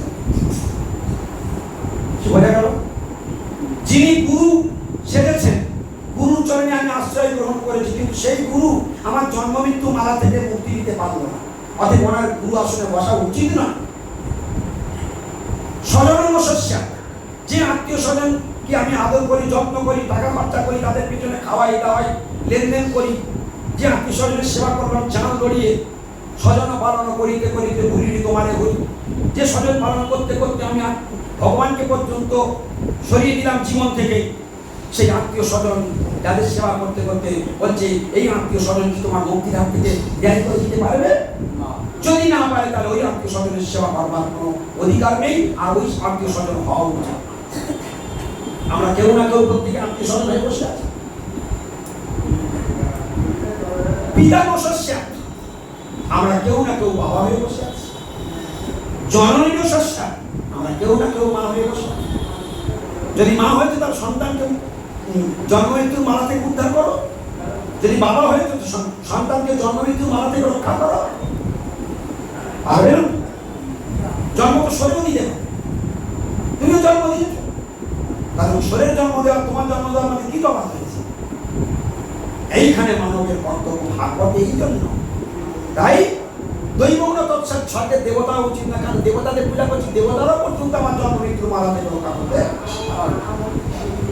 প্রতিষ্ঠিত শস্য, যে যাকে আমি পতি দেবতা বলে বরণ করে, যার গলায় মালা দিয়ে 7 ভাগ করেছি, অগ্নি সাক্ষী করে, ব্রাহ্মণের মন্ত্র পড়িয়ে আমি যজ্ঞ করে বিবাহ করেছি, যাকে আমি জীবনে বরণ করে নিয়েছি, সেই পতিও আমাকে জন্ম মৃত্যুর হাত থেকে বাঁচাতে পারবে। কে শিক্ষা দিল? সমবেত মৃত্যু, অর্থাৎ আসন্ন মৃত্যুর হাত থেকে যদি কেউ বাঁচাতে না পারে, তাহলে আমার সেটা করা উচিত। তাহলে এখন প্রশ্ন এসে যাবে, তাহলে এই মৃত্যুর হাত থেকে কে বাঁচাতে পারে? এই মৃত্যুর হাত থেকে আমাকে কে রক্ষা করতে পারে? এই মৃত্যুর হাত থেকে আমাকে বাঁচাতে পারবে সাধু গুরু বৈষ্ণব। এরা পারবে, এদের মধ্যে সেই যোগ্যতা আছে, সেই ক্ষমতা আছে, তোমাকে চিরকালের জন্য বন্ধন থেকে, মায়ার বন্ধন থেকে মুক্ত করে, তোমার জন্ম মৃত্যুর চক্রকে ছিন্ন করে তোমাকে ভগবান ধামে পাঠিয়ে এ জগতে আর কেউ পারবে না। এই জন্য এই জীবনটা ছাড়ে খাড়ে দেওয়ার জন্য নয়। হ্যাঁ, কষ্টান কামান অর্হতে ন বিলে বুঝানকে তব দিব্যং পুত্রকা যেন সত্যম শুদ্ধে যস্মাৎ ব্রহ্মসুখম তো অনন্তম। ওই শব্দে ভগবান তার পুত্রদেরকে রেখে বললেন, নায়ম দেহ দেহ ভাজামি নিরতে কষ্টান কামান অর্হতে বিলে বুঝানকে তব দিব্যং পুত্রকা যেন সত্যম শুদ্ধে যস্মাৎ ব্রহ্মসুখম তো অনন্তম। কিরকম শিক্ষা, সব কথা শুনলে জীবন ধন্য হয়ে যাবে। কিরকম পিতা দেখুন সন্তানকে বলছে যে নায়ম দেহ নয়, এই দেহটা, এই এই এই মনুষ্য শরীরটা খুব দামি সম্পত্তি, কোনো ছোটখাটো সম্পদ নয় মনুষ্য শরীর। নায়ম দেহ ন অয়ম দেহ, এই দেহটা নয়, নায়ম দেহ, দেহ বাজান নীলোকে। এই মর্তভূমিতে যত দেহধারী জীব আছে তার মধ্যে মানব দেহ সবার শ্রেষ্ঠ। কি বললো? এই মর্তভূমিতে দেহধারী জীব কত আছে? অসংখ্য। আমরা সে দেহ ধারণ করেছি, পিঁপড়াও দেহ ধারণ করেছে, সাপ মাছ ব্যাং টিকটিকি দেবতা মনুষ্য পশু পাখি বহু জাতি প্রজাতি দেহ ধারণ করেছে, কিন্তু তার মধ্যে বলছে নায়ম দেহ নয় এই দেহ। অর্থাৎ এই মনুষ্য শরীরটাকে বীর করে বলছে নায়ম দেহ, দেহ ভাটান নৃলোকে, অর্থাৎ এই নরলোকে কষ্টান কামান অরতে বিরোধান, যে বিষ্ঠাভোজী কুকুর শুকরের মতো কষ্ট করে জীবনযাপন করবার জন্য এই মানব শরীর নয়।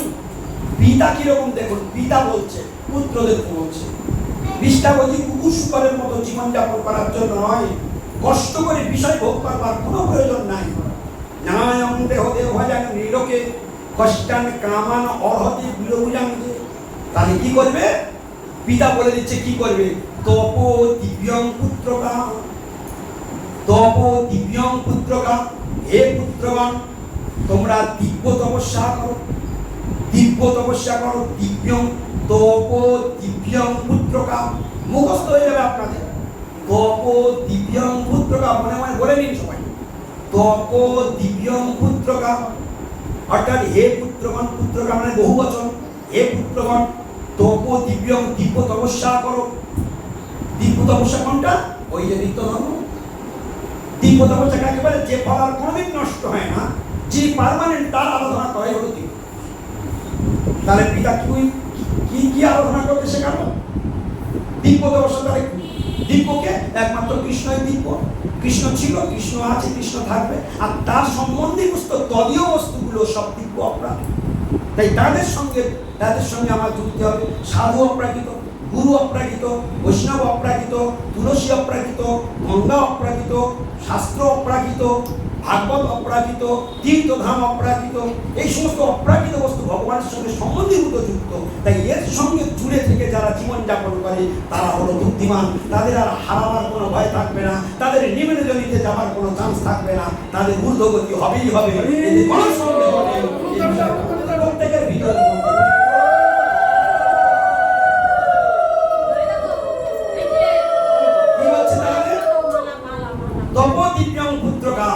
যেন সত্যম শুদ্ধি।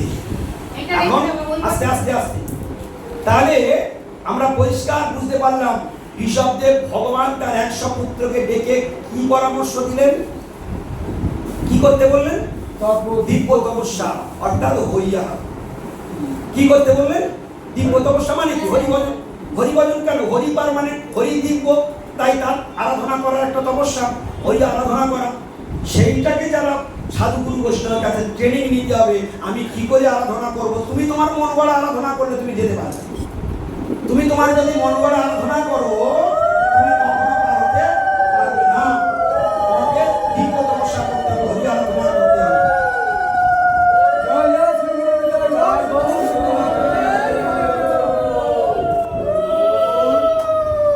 দিব্য তপস্যা ঠিক করো।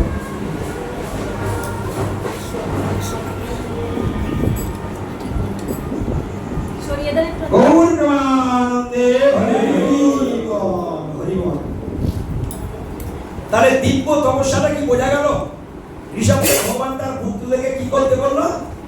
সবাই একবার বলুন, দিব্য তপস্যা বলুন।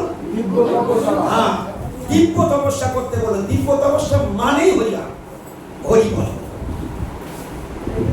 এখন যদি আমি হরি আরাধনা করি তাহলে কি লাভ হবে? কি বলছেন শোন। যদি হরি আরাধনা করি তপ দিব্যং পুত্রকা, আচ্ছা ঠিক আছে, না হরির আরাধনা করলাম, তাতে কি ফল পাবো?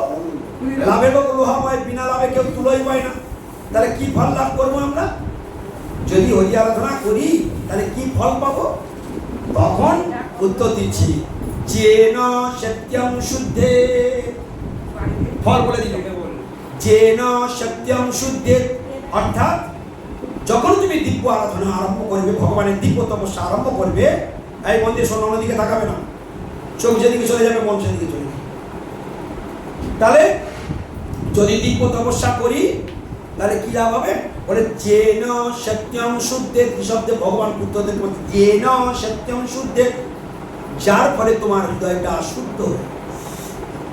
যেন সত্যম শুদ্ধে, তাহলে হৃদয়টা বহু কোটি জন্মের নোংরা জঞ্জাল হয়ে আছে, সেই হৃদয়টা শুদ্ধ হবে কি করলে?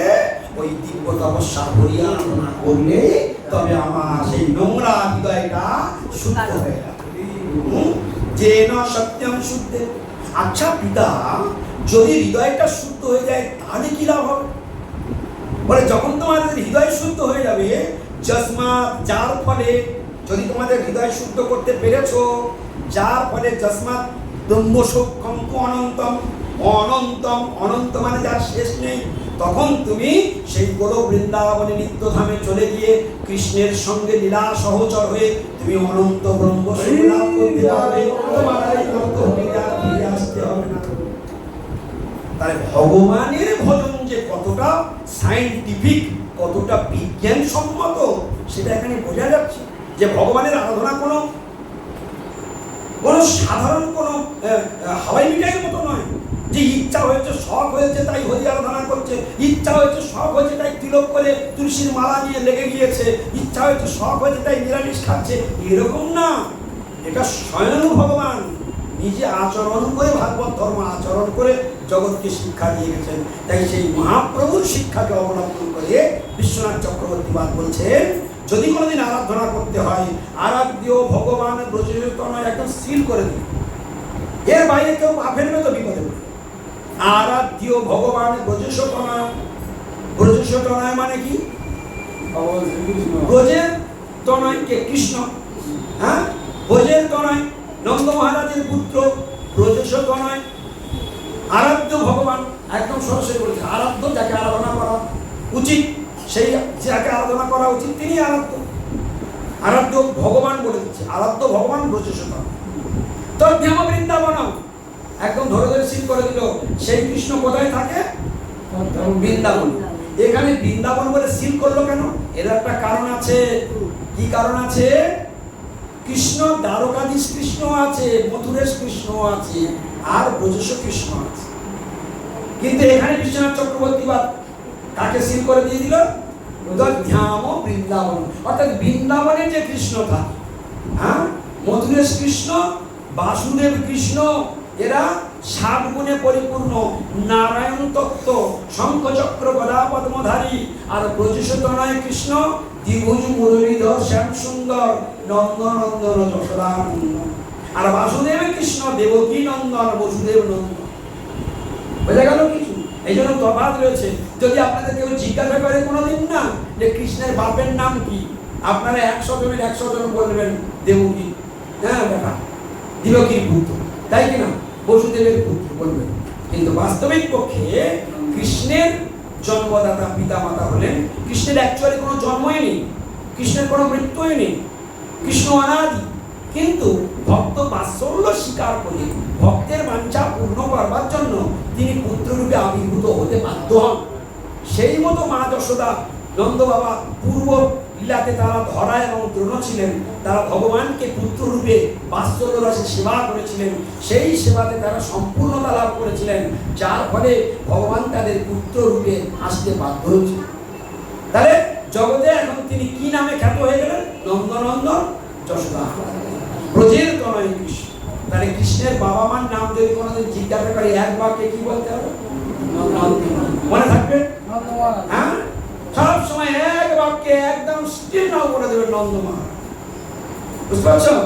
আর যদি বলি দেব, আমরা তো অষ্টতর শতনাম শুনি, যখন কৃষ্ণ জন্ম নিল দৈব কি উদরে, মথুরাতে দেবগণ পুষ্প বৃষ্টি করে। আপনারা এখন আমায় বলবেন যে প্রভু আপনি ভুলভাল পাঠ করছেন, ওই তো কৃষ্ণের অষ্টতর শতনামে বলা আছে যখন কৃষ্ণ জন্ম নিল দৈব কি উদরে, কি ঠিক কিনা? তাহলে ওখানে কে জন্ম নিয়েছে? ওখানে জন্ম নিয়েছে অংশ। দেবকীর গর্ভে কে জন্ম নিয়েছে? অংশ ভগবান। আর যশোদা মায়ের কাছে আবির্ভূত হয়েছেন পূর্ণ ভগবান। তাহলে নারায়ণের 7 গুণ অংশ অবতার, আর কৃষ্ণ 64 গুণে পূর্ণ, তিনি হলেন পূর্ণ ভগবান। বোঝা গেল? ক্লিয়ার হলো? তাহলে কৃষ্ণের বাপের নাম কি? উনি হচ্ছেন বাসুদেব কৃষ্ণ, আর ইনি গোয়ালার পুত্র গোপভিমানী কৃষ্ণ, ইনি নন্দনন্দন যশোদানন্দন কৃষ্ণ। হ্যাঁ, নন্দের নন্দন কৃষ্ণ মোর প্রাণনা, এই বাক্যে বিকাইলে তার বংশের হাম। এই কুড়িগ্রামে এই কথাটা হয়েছিল। নন্দের নন্দন কৃষ্ণ যার জীবন ধন হবে, যার জীবন সর্বস্ব হবে, তার আর কোনোদিন পিছন ফিরে তাকাতে হবে না, সে সোজা গোলক পর্যন্ত পৌঁছে যাবে। সব গুরু চরণাশ্রয়, সাধুগুরুর মাধ্যম দিয়ে সে চলে। এবার বুঝতে হবে। হ্যাঁ, তার রূপমাধুরী, বেণুমাধুরী, লীলামাধুরী, গুণমাধুরী, এই সমস্ত তো যাই হোক, সেই যে 4টে মহান গুণের কৃষ্ণের মধ্যে আছে, ওখানে ও 4টে কারণ। তাহলে সব শ্রেষ্ঠ একদম, হ্যাঁ, মাধুর্যে পরিপূর্ণতম ঈশ্বর ভগবান।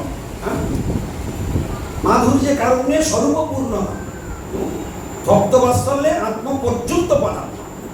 যদি ভক্তের বাৎসল্য স্বীকার করেন তিনি নিজেকে পর্যন্ত বিক্রি করে দেন, নিজেকে পর্যন্ত, আত্ম পর্যন্ত, নিজেকে পর্যন্ত দিয়ে দেন। ভগবান এত বড় দয়া। অথচ আমরা বলে কেউ ভগবান খায়, ভগবান আছে, ভগবান দেখে। হ্যাঁ, আরে ভগবান খায়, তুমি কটা প্রমাণ নেবে? ক্ষীরচড়া গোপীনাথ সেখানে ভগবান ভক্তের জন্য ক্ষীর চুরি করলো। মাধবেন্দ্র পুরীপাদের পথে চন্দন যাত্রা চলছে এখন। মাধবেন্দ্র পুরীপাদের পথে গোপাল মাধবেন্দ্র পুরীপাদকে বৃন্দাবনে স্বপ্ন দিচ্ছে, বহুকাল তোমা পদ করি নিরীক্ষণ, কবে আসি মাধব আমা করিবে সেবন। তার কার পথে গোবিন্দ বসে আছে? মাধবেন্দ্র প্রেমিক ভক্তের পথে বসে আছে। এসব কথাগুলো আমাদের বুঝতে হবে। ভগবানের কথা শুনতে শুনতে তবে ভগবান সম্বন্ধে বিশ্বাসের জন্ম হয়। একদিন শ্রবণ করে তুমি ভগবানের আজকের মায়ের এমন প্রভাব, এই এখানে কথাগুলো শুনছি, নিশ্চয়ই আমাদের ভালো লাগছে। কিন্তু মায়ের এমন প্রভাব আছে, এত শক্তিধর মায়া, যেই এক্ষুনি হরিকথা বন্ধ হয়ে যাবে, সব কটা সুইচ একসঙ্গে অন হয়ে যাবে, এমন কিচিরমিচির শুরু করবে, সব ভগবানের কথা আপন চাওয়ার সব ও বাড়িতে যেতে যেতে সব ডিলিট হয়ে যাবে, কিচ্ছু না। এই জন্য যারা প্রকৃত বুদ্ধিমান, ওই মায়া চাইবে, হাজার কথা হবে, কিন্তু আমি কোনো কথা চিন্তা করবো না। আজকের কি শুনলাম, আজকের কি কি তত্ত্ব শিখলাম, আজকে যেগুলো শিখেছি ওইগুলো আর ভুলছি না। ওইগুলোকে আমি বাড়িতে গিয়ে ডায়েরিতে সব মনে করে করে নোট করব, তারিখ দিয়ে। হ্যাঁ, বিশ্বনাথ বাবুর বাড়িতে বসে এই এত তারিখে এত সময় ডাইরেক্ট নোট করে লিখে রাখতে হবে, এই ভাগবত কথাগুলো, এই সমস্ত শাস্ত্রের রত্ন রত্ন সিদ্ধান্তগুলো আমরা শিখেছিলাম। তবে আপনার জীবন ধন্য হবে, তবে প্রমোশন হবে। ছাত্ররা পড়াশোনা করছে, মাস্টার নোট দিয়ে দিচ্ছে, সেই নোট দেখে পড়াশোনা করছে, আর তাই পড়াশোনা করে পরীক্ষা দিচ্ছে। তাহলে ভগবানকে জানতে গেলে নোট করতে হবে না? অত সোজা নয়। এসব কথাগুলো আগে খাতায় নোট করতে হবে, পরে হৃদয়ে নোট করতে হবে। আমি তো এখানে আমার সামনে ভাগবত খোলা আছে, তাই ভাগবত কি দেখছি? ভাগবত কি দেখছি? আমি তো অনর্গল পড়ে যাচ্ছি। তাহলে বলে ওগুলো কই? ওগুলো আগে পড়েছি, ওগুলোকে মনে ধরেছি, ওগুলোকে জীবনের সঙ্গে একদম হৃদয় মণিকটায় বসিয়ে নিয়েছি। ও মৃত্যুর আগে, চিতাগোড়ার আগে পর্যন্ত আমার কাছে থাকবে। বুঝতে পারছেন? এই জন্য ভাগবতকে কণ্ঠে ধারণ করে নিতে হবে যতটুকু পারা যায়। আমরা পক্ষীরাঙা টুনি। হ্যাঁ, আমরা একটা চড়ুই পাখি আকাশে কতটুকু উঠতে পারি, একটা চড়ুই পাখি সমুদ্রে কতটুকু জল খেতে পারি। তো আমরা চড়ুই পাখি সদৃশ। আমরা যতটুকু পান করেছি সেইটুকুর রসে আমরা এত আনন্দ পাচ্ছি। আর যারা কৃষ্ণ স্বয়ং এই পূর্ণরূপে তিনি পরিপূর্ণতম বক্তা, ভগবানের কথা ভগবানই একমাত্র পরিপূর্ণরূপে বলতে পারেন। আর কে বলতে পারেন? যারা তার চরণে আত্মসমর্পণ করেছেন, ভগবানের অত্যন্ত নির্জন যারা, তারাই ভাগবত কথা বলতে পারে। আমি তো ভাগবত কথা বলার অযোগ্য, কিন্তু আমি কি করে বলছি? আমার গুরুর আদেশ প্রাপ্ত হয়ে আমি এখানে বলছি। তিনি যেটুকু কৃপা করে বলাচ্ছেন আমি সেইটুকুই বলছি। আমার নিজস্ব কোনো বাহাদুরি নেই, এটাকে বুঝতে হবে। ভাগবত কথা ভগবত কৃপাতেই হয়, গুরু কৃপাতেই হয়। গুরু ভগবানের কৃপা, গুরু বৈষ্ণব ভগবানের কৃপা ব্যতীত এক কিছুই হবে না। ভালো করে জেনে রাখবেন। কৃষ্ণ শক্তি, গুরু শক্তি, এইগুলো হচ্ছে জীবনের, ভক্তি জীবনের মূল ক্রাইটেরিয়া। এগুলোকে যারা বুঝতে পারবে তাদের জীবন ভালো হবে। হরে কৃষ্ণ। এখন আজকের একদম যা কথা হলো আপনারা সব বুঝতে পেরেছেন? এই পর্যন্ত হরিকথা বিশ্রাম থাক। অনেক কথা আপনারা শুনলেন। যদি 5 মিনিট, কারণ এই যে এতক্ষণ যা কথা হয়েছে, এই কথার ভিতরে যদি কারোর কোনো প্রশ্ন থাকে বলতে পারে, কোনো উল্টাপাল্টা প্রশ্ন নয়, প্রকৃত ভগবান ভজন করবার জন্য যদি কারোর কোনো বাসনা থাকে বা প্রশ্ন থাকে আপনারা করতে পারেন। কারণ শাস্ত্রে বলেছেন এতাবদেব জিজ্ঞাসন তত্ত্ব জিজ্ঞাসনাত্মক। যারা প্রকৃত তত্ত্ব জিজ্ঞাসু তারা প্রশ্ন অবশ্যই করতে পারে, কিন্তু পাকামো করবার জন্য প্রশ্ন করা উচিত না। যদি পাকামো করবে তো সঙ্গে সঙ্গে সাধুরা এরকম চালা তাকে সঙ্গে সঙ্গে ছাপ বন্ধ করে দেবে। সামুকে বলে ঠান্ডা মানুষ গিয়ে বলে দৈন্য করে বলবে আমি তো কিছু জানি না। আর আপনি যখন জানতে চাইবেন না, সাধুরা দিনকে রাত বানিয়ে দেবে, রাতকে দিন বানিয়ে আপনার জন্য। যদি আপনার শ্রদ্ধা থাকে, যদি আপনি ভগবানকে জানতে চান, তো আপনার জন্য জান লড়িয়ে হরি কথা। এই জন্য ভক্তি সহকারে, দৈন্য সহকারে যদি কারো ভগবানকে সেবা পূজা করবার জন্য কারো কিছু জানার দরকার থাকে, আপনারা সেই প্রশ্ন করতে পারেন। আমি যতটুকু সাধ্য আমি চেষ্টা করবো আপনাদের উত্তর দেওয়া। আমি যে সব প্রশ্নের উত্তর দিতে পারবো তাও বলতে পারবো, সামর্থ্য থাকলে দেবো, না থাকলে আমার গুরুদেব আছেন তিনি দেবো। কি বলতে পারলাম? বলছি প্রভুপাদ ভক্তি সিদ্ধান্ত সরস্বতী গোস্বামী ঠাকুর উনি তো প্রভুপাদ, কিন্তু আর একজন প্রভুপাদ বলে কেন? জগৎগুরুর সাথে ভক্তি সিদ্ধান্ত সরস্বতী গোস্বামী তিনি মূল প্রভুপাদ। এখন তার শিষ্যরা তাকে বহুবাদ মানিয়েছেন, তাই তাকে তারা বহুবাদ বলছে। কিন্তু গৌরীয় মঠগুলো তারা মেনে নিতে পারে না, যে জগৎ তার তো বহু টাইটেল ছিল, নিজের গুরুদেবের টাইটেলটা নাও নিতে পারত, তা তারা নিয়েছে, সেটা তাদের ফল, তারা বুঝবে। উনি আমাদের বেশি টেনশন করার দরকার নেই। যারা বড়রা রয়েছেন তারা বুঝবেন সেটা। তারা গুরুচরণে অপরাধ করেছে, কি কি করেছে, আমরা ছোট মুখে সেই জন্য ওসব কথা বলতেও চাই না, আলোচনা করতে চাই না। যারা বড় হাই লেভেলে রয়েছেন তারা তাদের এইসব সিদ্ধান্ত নিয়ে তারা চিন্তা ভাবনা করবে। গৌর আনন্দে। আর কার কি প্রশ্ন আছে বলুন? এতক্ষণ ধরে যে কথাগুলো সব বোঝা গিয়েছে।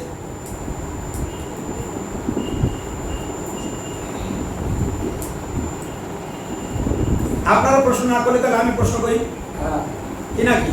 ভাই আপনারা করুন নাই আমি করি। আজকে কি কি প্রসঙ্গ আলোচনা হয়েছে?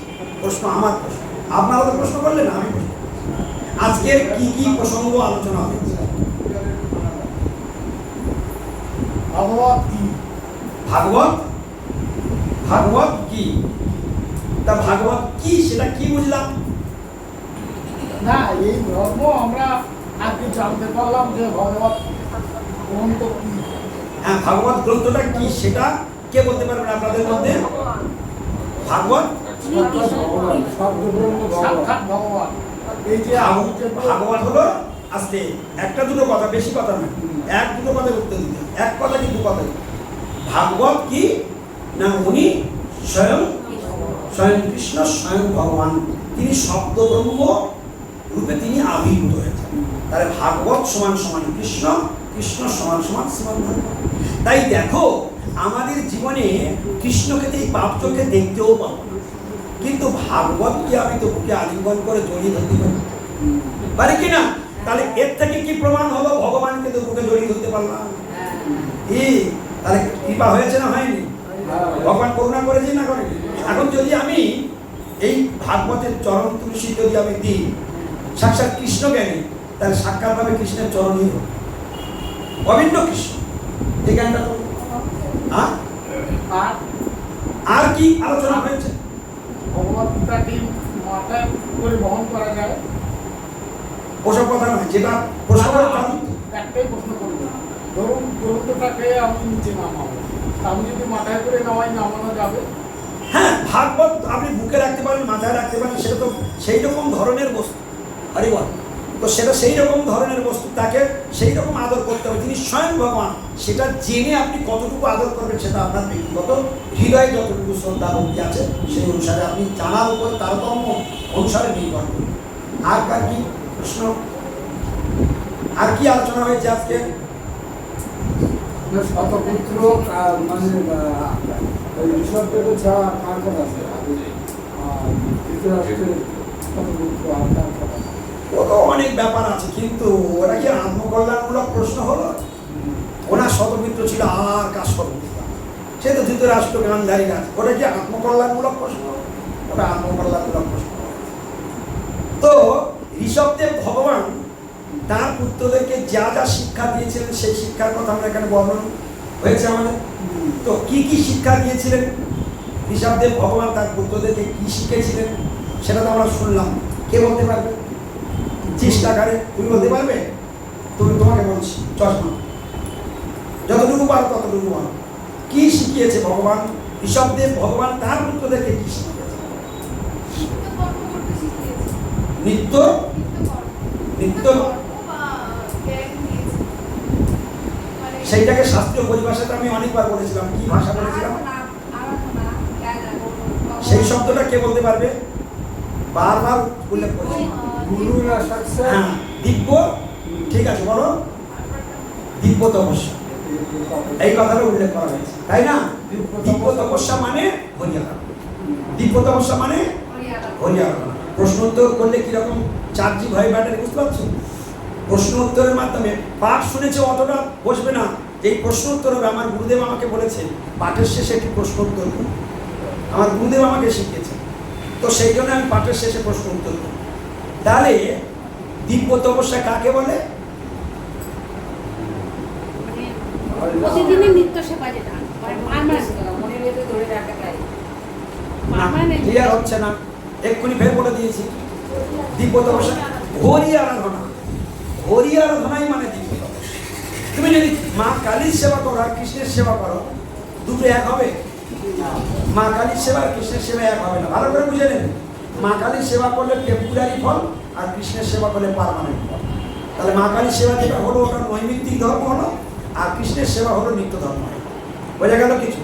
তাহলে দিব্য তপস্যা মানে নিত্য ধর্ম, দিব্য তপস্যা মানে নিত্য ধর্ম, নিত্য ধর্ম মানে হরিয়ার। আর বুঝতে অসুবিধা হলো? তাহলে জীবনে যদি সেবা পূজা করতে হয়, কার সেবা পূজা করা উচিত? সবাই বলুন একবার ধরে, কৃষ্ণের সেবা পূজা করতে। আর সেই কৃষ্ণকে কেন সেবা করব? কৃষ্ণ স্বয়ং আত্মার রূপে আমার হৃদয়ে বসে আছে, এটা বলা হয়নি? কৃষ্ণ স্বয়ং আত্মার রূপে আমার হৃদয়ে বসে আছে। তাহলে আমি যে জীবিত আছি এটা কার দয়ায়? তাহলে আমার আত্মাটা যদি কৃষ্ণের হয়, তাহলে আমার বাপের নাম কি? আমার বাপের নাম কৃষ্ণ। তাহলে আমার আত্মাটা কার থেকে এসেছে? কৃষ্ণের থেকে এসেছে। তোমার মায়ের আত্মাটা কার থেকে এসেছে? তোমার বাপের আত্মা কার থেকে এসেছে? তোমার ভাইয়ের আত্মা, তোমার আত্মীয় স্বজনের আত্মা, এই বিশ্ব চরাচর যত দেখছো সকলের আত্মা কার থেকে এসেছে? সব কৃষ্ণ থেকে। তাহলে সকলের বাপের নাম কি? আর আমরা সবাই কি? আমরা সবাই ভাই বোন। বুঝে গেল? এই বোধ যেদিন আসবে সেইটার নাম হলো বিশ্ব ভ্রাতৃত্ব। এটা একমাত্র বৈষ্ণব ছাড়া কারোর এই সহজ এই দর্শন আসে না। রাজনৈতিক দাদারা মঞ্চে দাঁড়িয়ে বিশ্ব ভ্রাতৃত্ব বোধের কথা বলে, ও থুতু দিয়ে ছাতু ভেজানোর গল্প। হ্যাঁ, ওটা শুষ্ক কথা, কিন্তু বিশ্ব ভ্রাতৃত্ব বোধ কথাটার মানে কি? বিশ্বে যত জীব আছে সবাই আমরা ভাই বোন, এই ভাবনাটা যার মধ্যে বসে গিয়েছে, তার মধ্যে বোধটা যার মধ্যে জন্মেছে, তার মধ্যে বিশ্ব ভ্রাতৃত্ব। বিশ্ব ভ্রাতৃত্ব যদি হয়, তাহলে বাবা একটাই হওয়া উচিত। এক বাপের সন্তান হলে তবে বিশ্ব ভ্রাতৃত্ব বোধ হবে। রেখে দাও, তুমি রাখো, আগে বসো তাড়াতাড়ি। বিশ্ব ভ্রাতৃত্ব বোধ মানে কি? একজন পিতার সারা বিশ্বে যত সন্তান আছে সবাই এক পিতারই সন্তান। সেই এক পিতা হলো কৃষ্ণ, আর বিশ্ব চরাচরে যত জীব আছে সকলের বাপ কৃষ্ণ। বোঝা গেল? তাহলে আমরা সবাই ভাই বোন। তাহলে ছাগলটা তোমার কে? ছাগল তোমার কে বলো? ভাই বোন। ছাগল আমার ভাই। বিশ্ব চরাচরে যত জীব আছে, যত প্রাণী আছে, সকলেই আমরা ভাই বোন। কারণ সব আত্মাগুলো কার থেকে এসেছে? ভগবান থেকে এসেছে। তাই আমরা সকলে আমাদের একটাই পিতা, আর সবাই আমরা ভাই। তাহলে আজকের আমরা এখানে এত হরি কথা বলছি কেন? যে আজকের আমরা গুরু কৃপাতে চোখটা গুরুদেব খুলে দিয়েছে, কেন তিমিরান্ধস্য জ্ঞানাঞ্জন শলাকা, চোখ খুলে দিয়েছে, আমরা দেখতে পাচ্ছি। আর আমার বোন ভাই বোনগুলো নরকে চলে যাচ্ছে, তাদেরকে বাঁচাবার জন্য, কৃষ্ণ সেবায় নিয়োগ করবার জন্য আজকে গুরুদেব এখানে ছুটে এসেছে, যে এদেরকে হরি কথা শুনে এদেরকে ওই নরকের গর্ত থেকে টেনে তুলে গোবিন্দ চরণে পাঠাবো বলে এসেছে। তাহলে গুরুদেব এখানে এসেছেন এমনি এমনি এসেছে? হ্যাঁ, তাহলে সাধুগুরু বৈষ্ণবের কত দয়া, যে আপনাদেরকে বাঁচাবার জন্য, মায়ের হাত থেকে বাঁচাবার জন্য, জমের হাত থেকে বাঁচাবার জন্য, কলির হাত থেকে বাঁচাবার জন্য স্বয়ং গুরু বৈষ্ণব, সাধু গুরু বৈষ্ণব এই রাস্তায় রাস্তায় ঘুরে বেড়াচ্ছে, গ্রামে গ্রামে শহর নগর তোলপাড় করে ঘুরে বেড়াচ্ছে। কেন?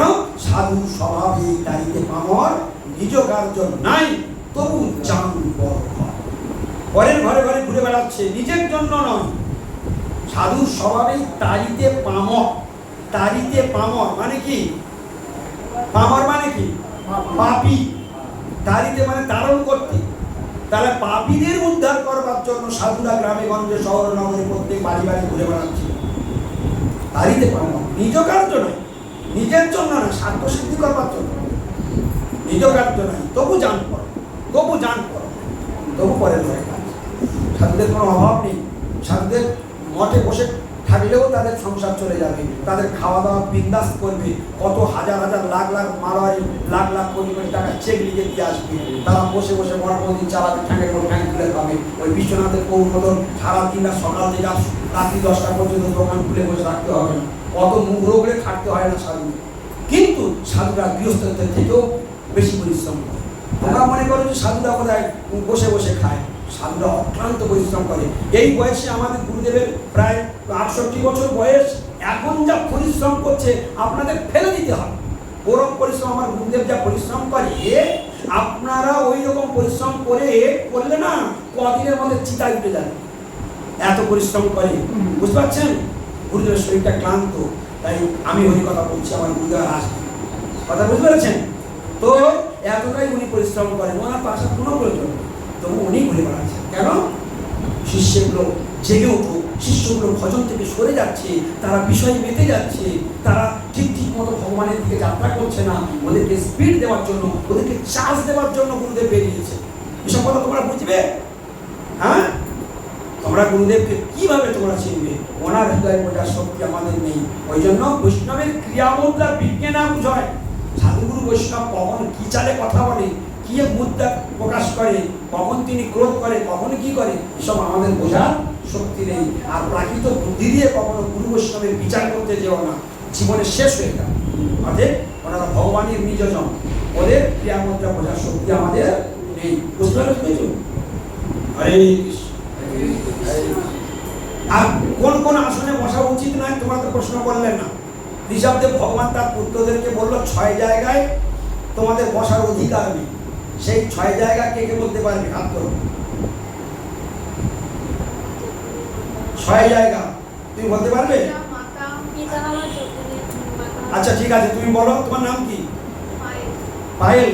বলো, তুমি বলো, কোন কোন 6টা উল্লেখ করেছে? পিতা মাতা,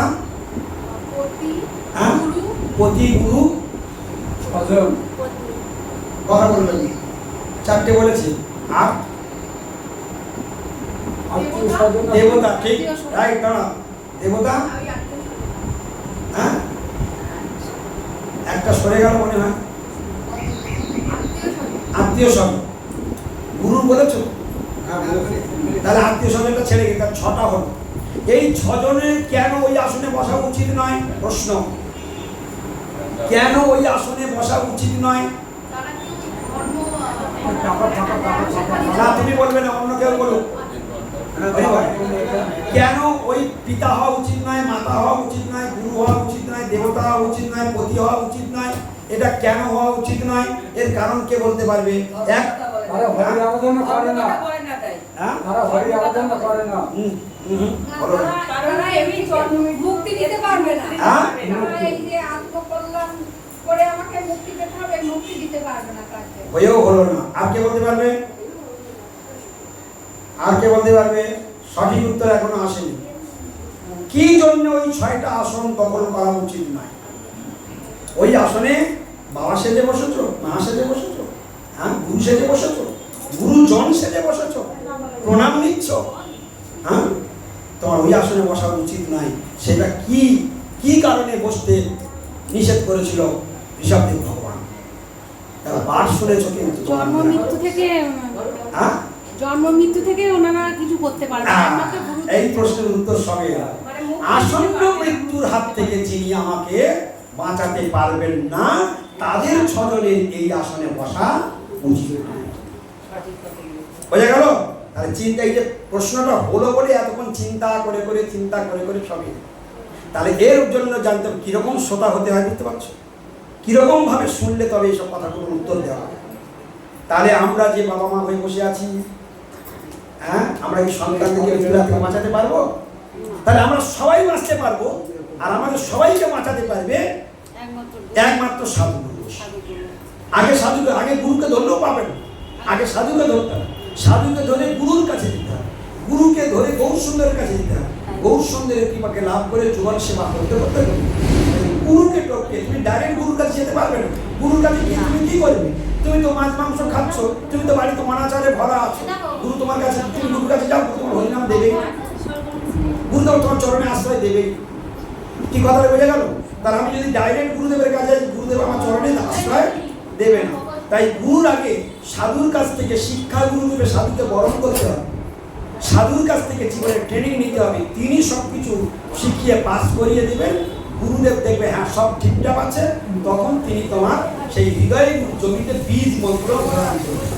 তাহলে জমি তৈরি করবে শিক্ষা গুরু, আর বীজ প্রদান করবেন দীক্ষা। মনে থাকবে, জমি তৈরি করবেন কে? শিক্ষা গুরু, আর বীজ প্রদান করবে কে? দীক্ষা গুরু। তাই দীক্ষা গুরু শিক্ষার কাজও তিনি করেন, দীক্ষার কাজও তিনি করেন, কিন্তু অত সময় দীক্ষাগুরুর নেই যে যিনি কন্টিনিউ তোমার সঙ্গে বসে বসে তোমার নিয়ে পড়ে থাকবে, এত সময় গুরুদেবের হাতে। সেই জন্য শিক্ষাগুরুর এত প্রয়োজন। ওই জন্য বন্দে অহং শ্রীগুরু শ্রীযুত পদকমলম শ্রীগুরু বৈষ্ণবাংশ। ধরবেন না ফোন, বন্ধ করুন। হ্যাঁ, কি বলবেন? বলছে শিক্ষাগুরু গণ এবং দীক্ষাগুরু উভয়ের চরণে প্রণাম করতে হবে। শিক্ষাগুরু কোনো অংশে কম নয়। শিক্ষা চৈতন্য চরিতামৃতে বলছে শিক্ষা গুরুকে তো জানি কৃষ্ণের স্বরূপ। কি বললো? শিক্ষা গুরুকে তো জানি কৃষ্ণের স্বরূপ। দীক্ষা গুরু ভগবানের প্রেরিত জন, নিজজন, তিনি সাক্ষাৎ, হ্যাঁ, তিনি হরিদেব। এই জন্য এসব কথাগুলো বুঝতে হবে। তাহলে আমাদের শিক্ষা দিয়ে তৈরি করবে কে? আর আমার হৃদয়ে হরিনামের বীজকে বপন করবেন, আমার কানে কে মন্ত্র দেবেন? দীক্ষাগুরু। তাই আগে শিক্ষাগুরু, পরে দীক্ষা। যে শিক্ষাই নেই সে দীক্ষা নিয়ে কি করবো? অমর্যাদা করবে, গুরুদেবকেই অবমাননা করবে। গুরুদেব যা যা বলবে সেটা পালন করতে পারবে না।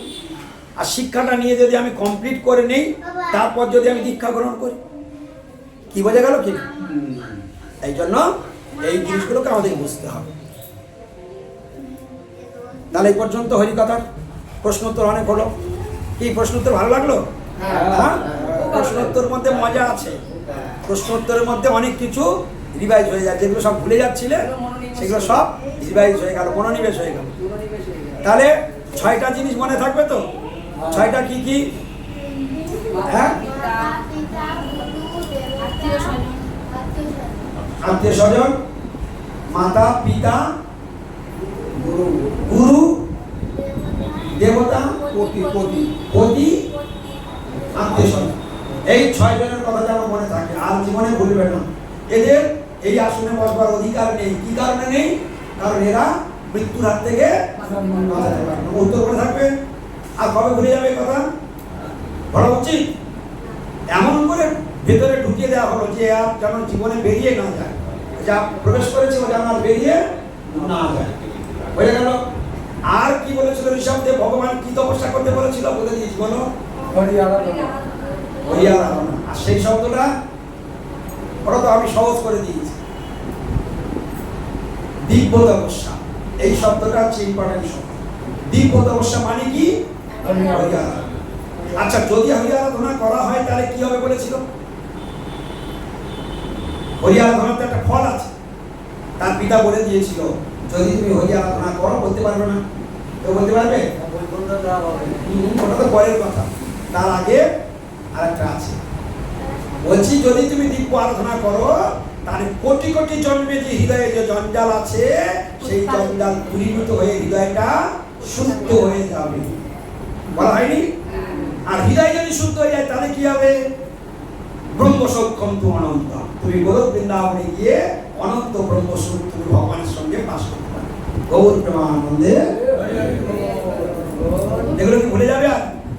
আর ভোলা সবাই সব ঠিকঠাক হয়ে গেল নাকি?